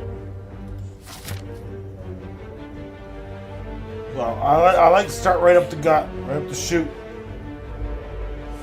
Okay. So they can do 15 damage.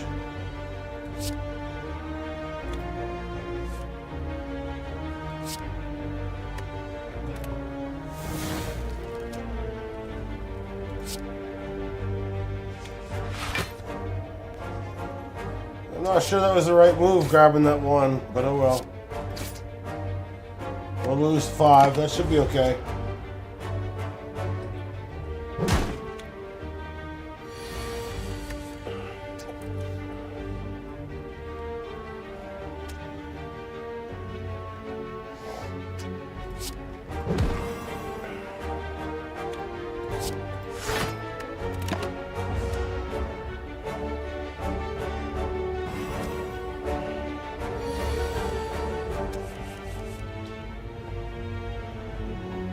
Well, I'm gonna put 2 of these little fuckers here. Block this little son of a bitch and hit him with this little son of a bitch here. Yeah, blocked you, bitch.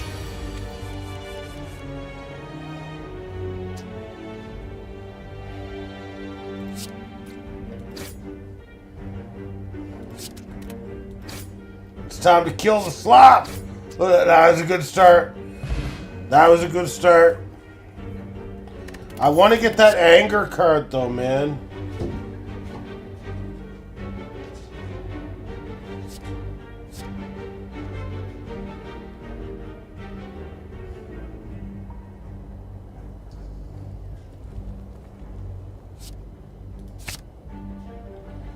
It seems like there's a big learning curve for this game, I'm not gonna lie.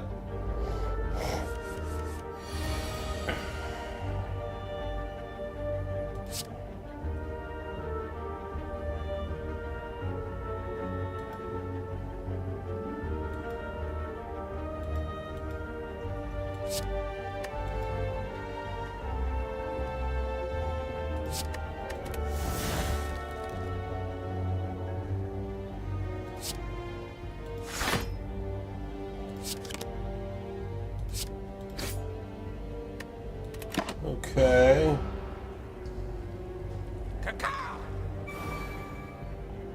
Okay, thank you for telling me I don't belong here. I appreciate that. Draw 1 card, put a card on top. Okay.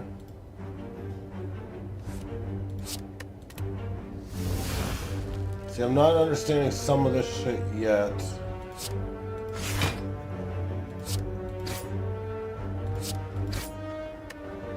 We're gonna chop this tree down limb for limb.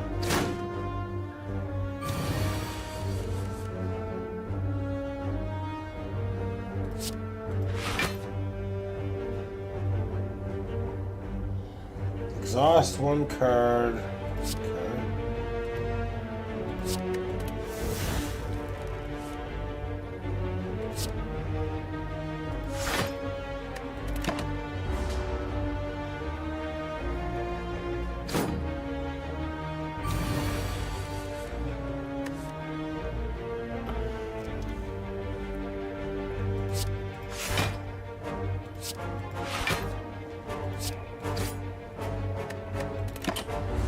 We're going to take a defensive approach here, much like the Seattle Seahawks did.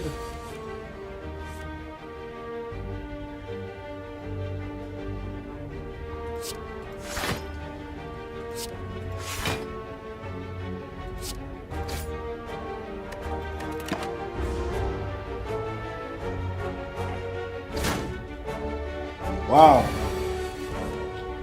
That did more than I was expecting.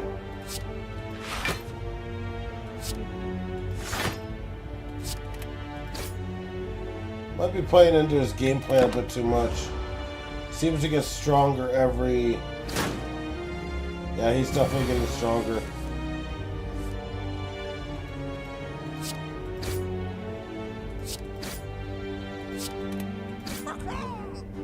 Okay, now I understand how he works.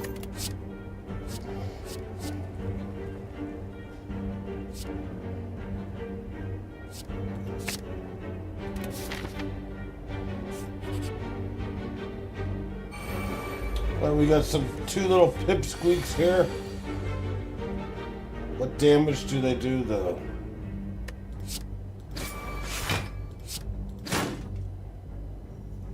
That little fucker blocked me. Fucking asshole. Ugh! Don't do that!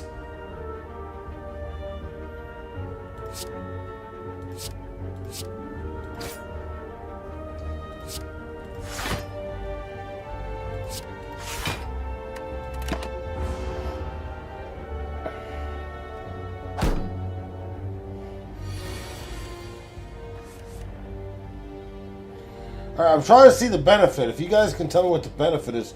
Draw one card.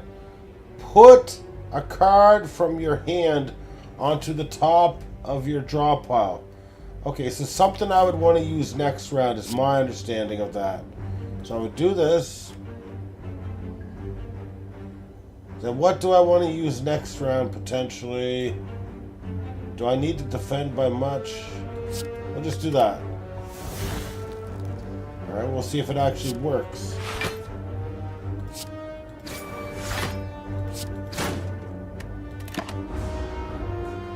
Yeah, this is fucking a high-tech game right here. We actually need to kill this little beast now. Really not sure what the goal does at all. A thunderclap! Yeah, we're getting the thunderclap. We have upgraded to the thunderclap card. Round of applause, ladies and gentlemen.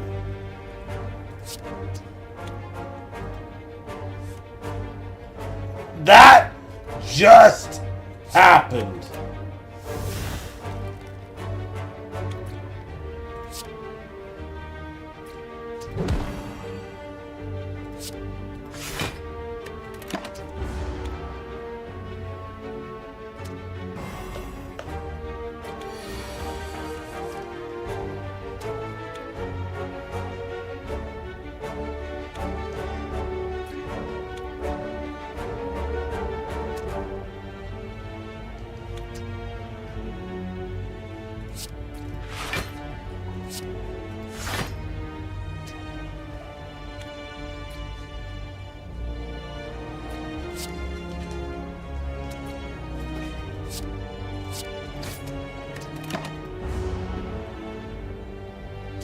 This guy's fucking tricky, man.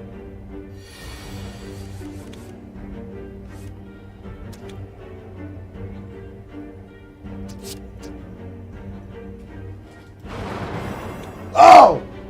That was the thunderclap!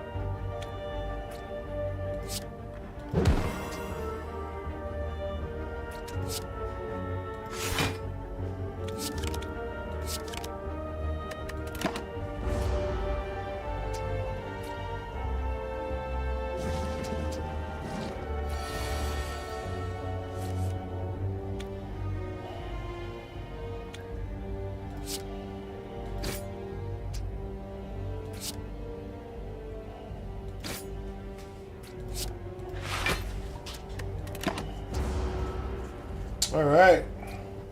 I feel like we're a little bit of the driver's seat right here. We're definitely in good shape.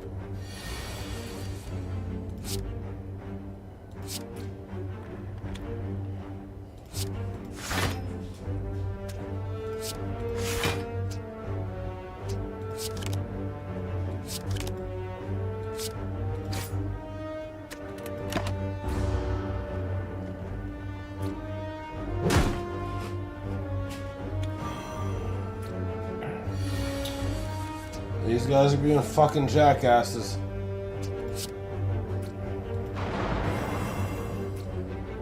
That thunderclap works real good, actually.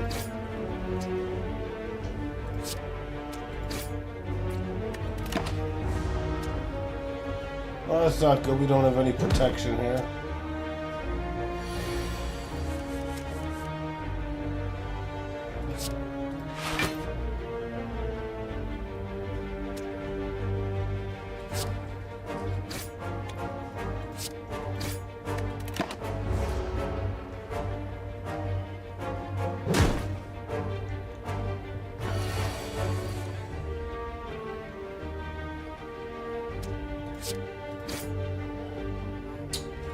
Alright, we got through that.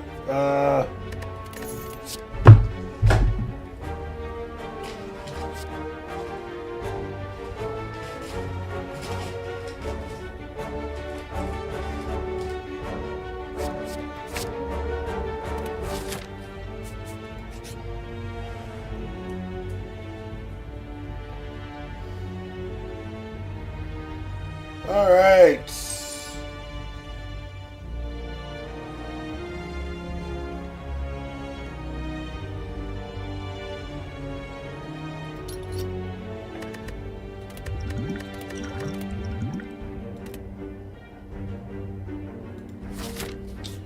We bought 3 potions there.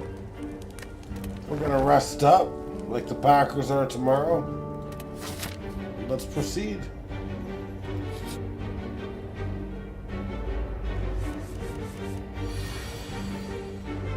This guy hits at a 12. This little fucker hits hard, man.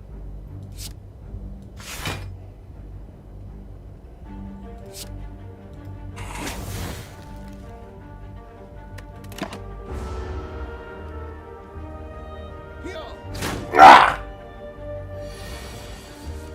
No, you don't!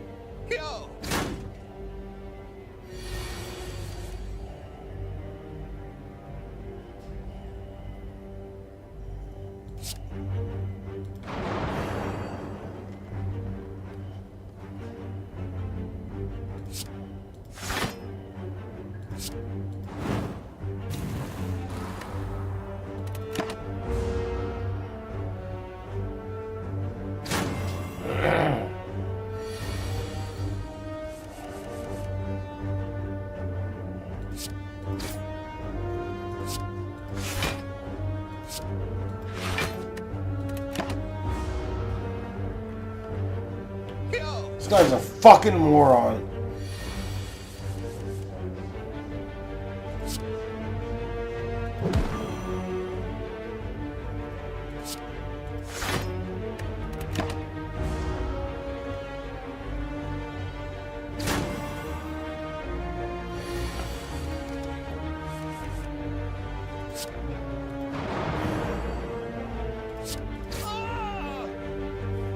Oh, he's a dead moron now, thank God.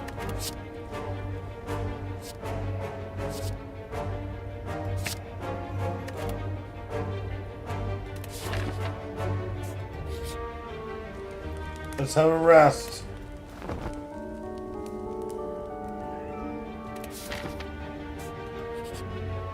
And now we have a chest.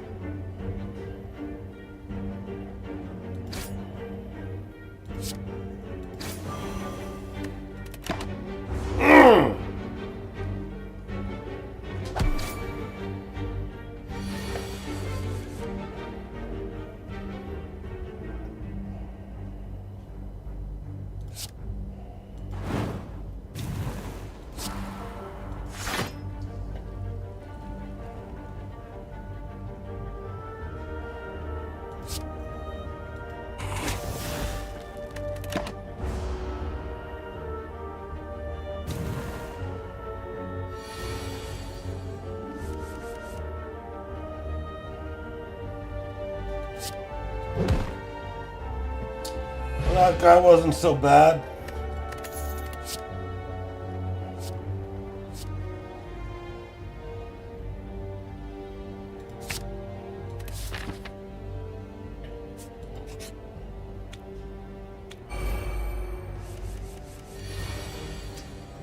These little fuckers.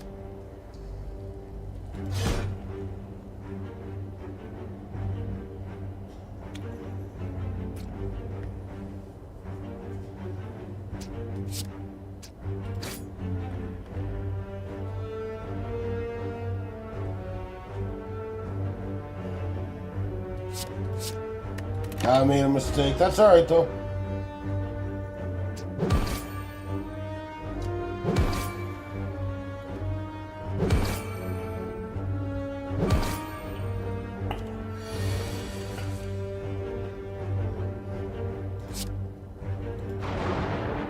The thunderclap takes him down.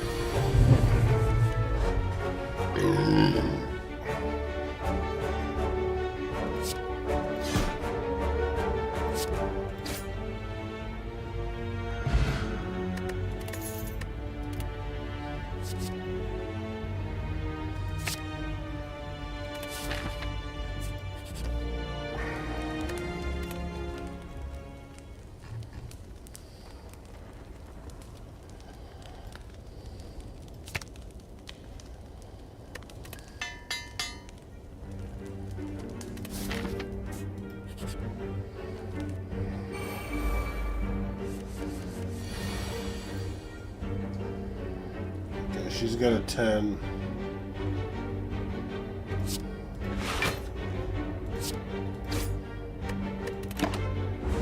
So I gotta go down 5.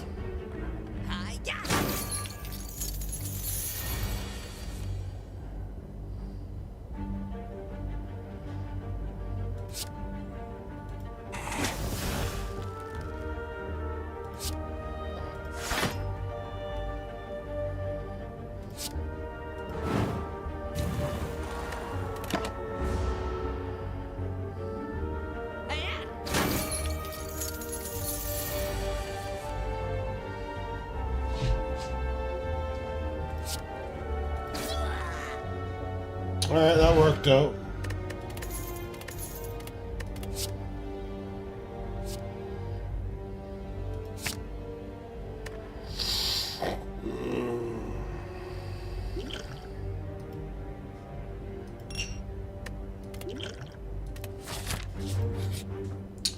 What do we do here? I think we should rest.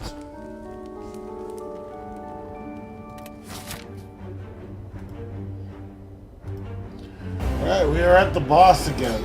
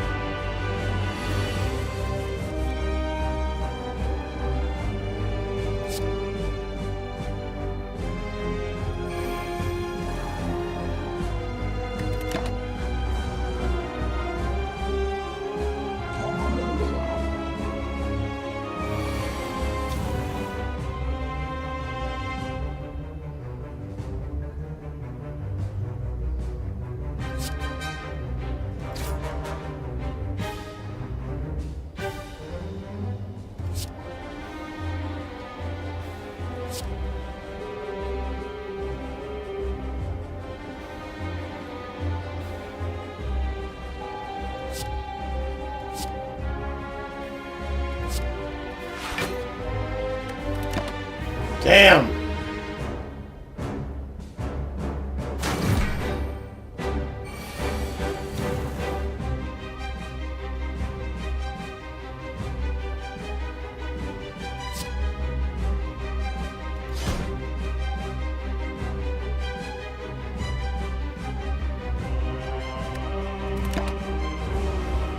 Oh my Jesus.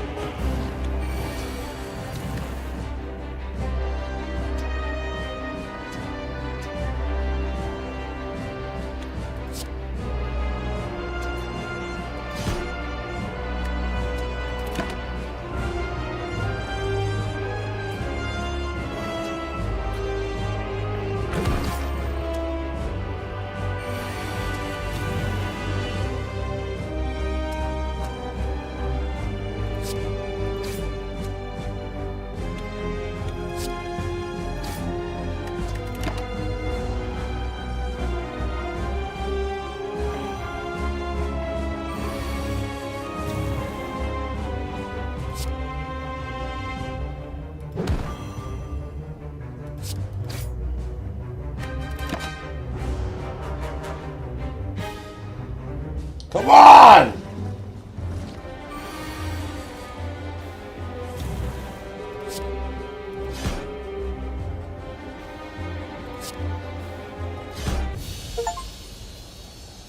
We defeated the slime boss.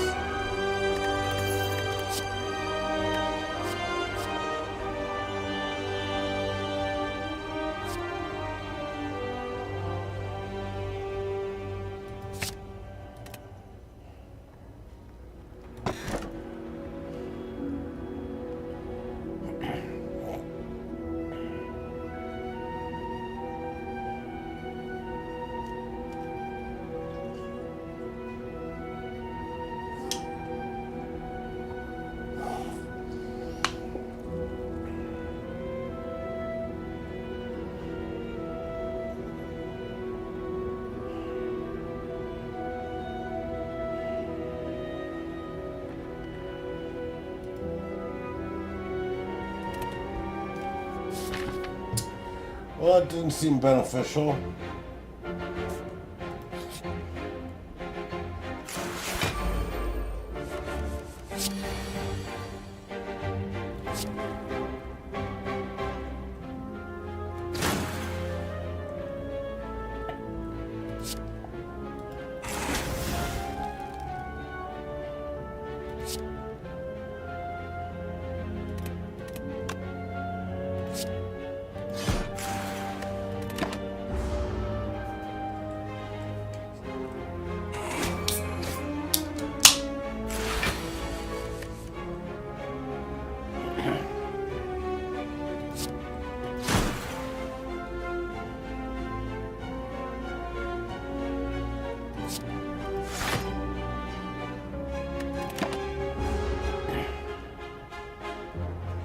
The shelled parasite.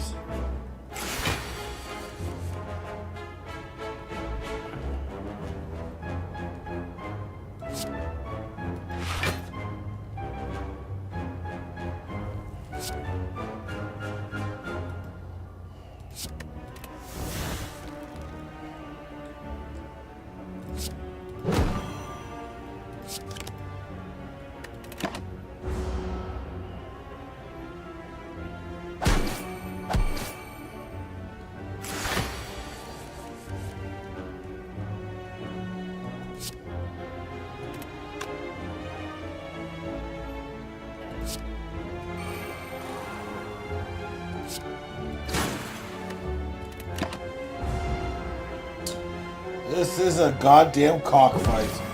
A Mexican cockfight, as Sage would say.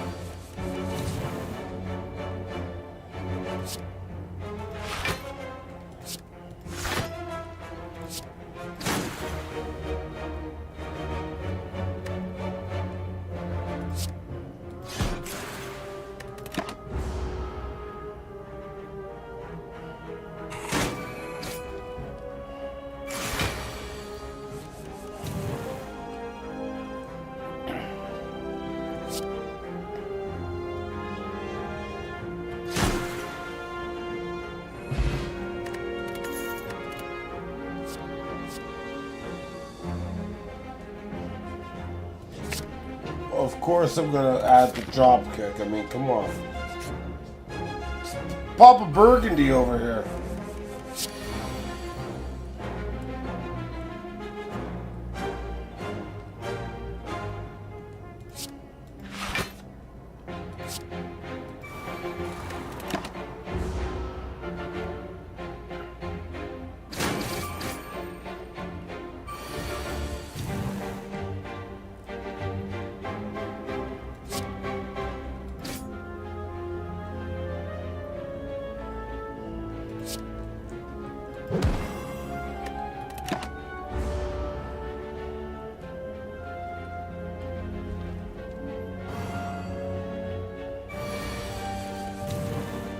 Bitch.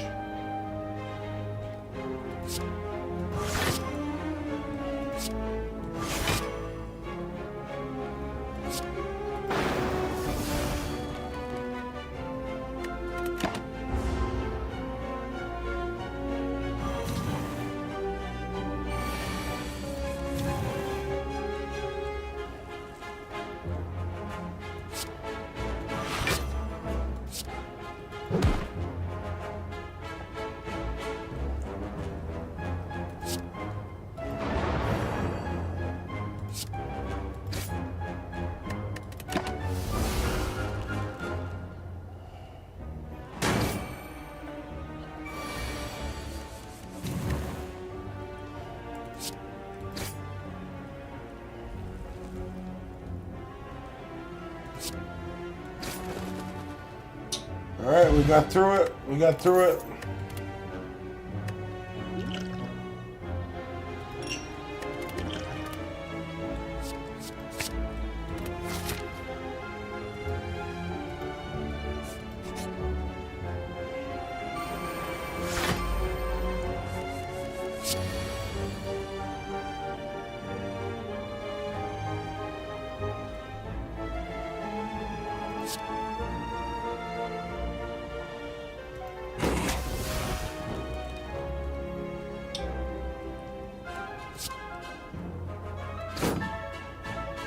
Why the fuck is this not working?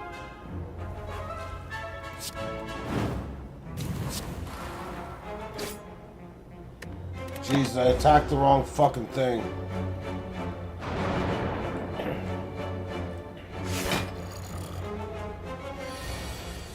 I'm on until I die.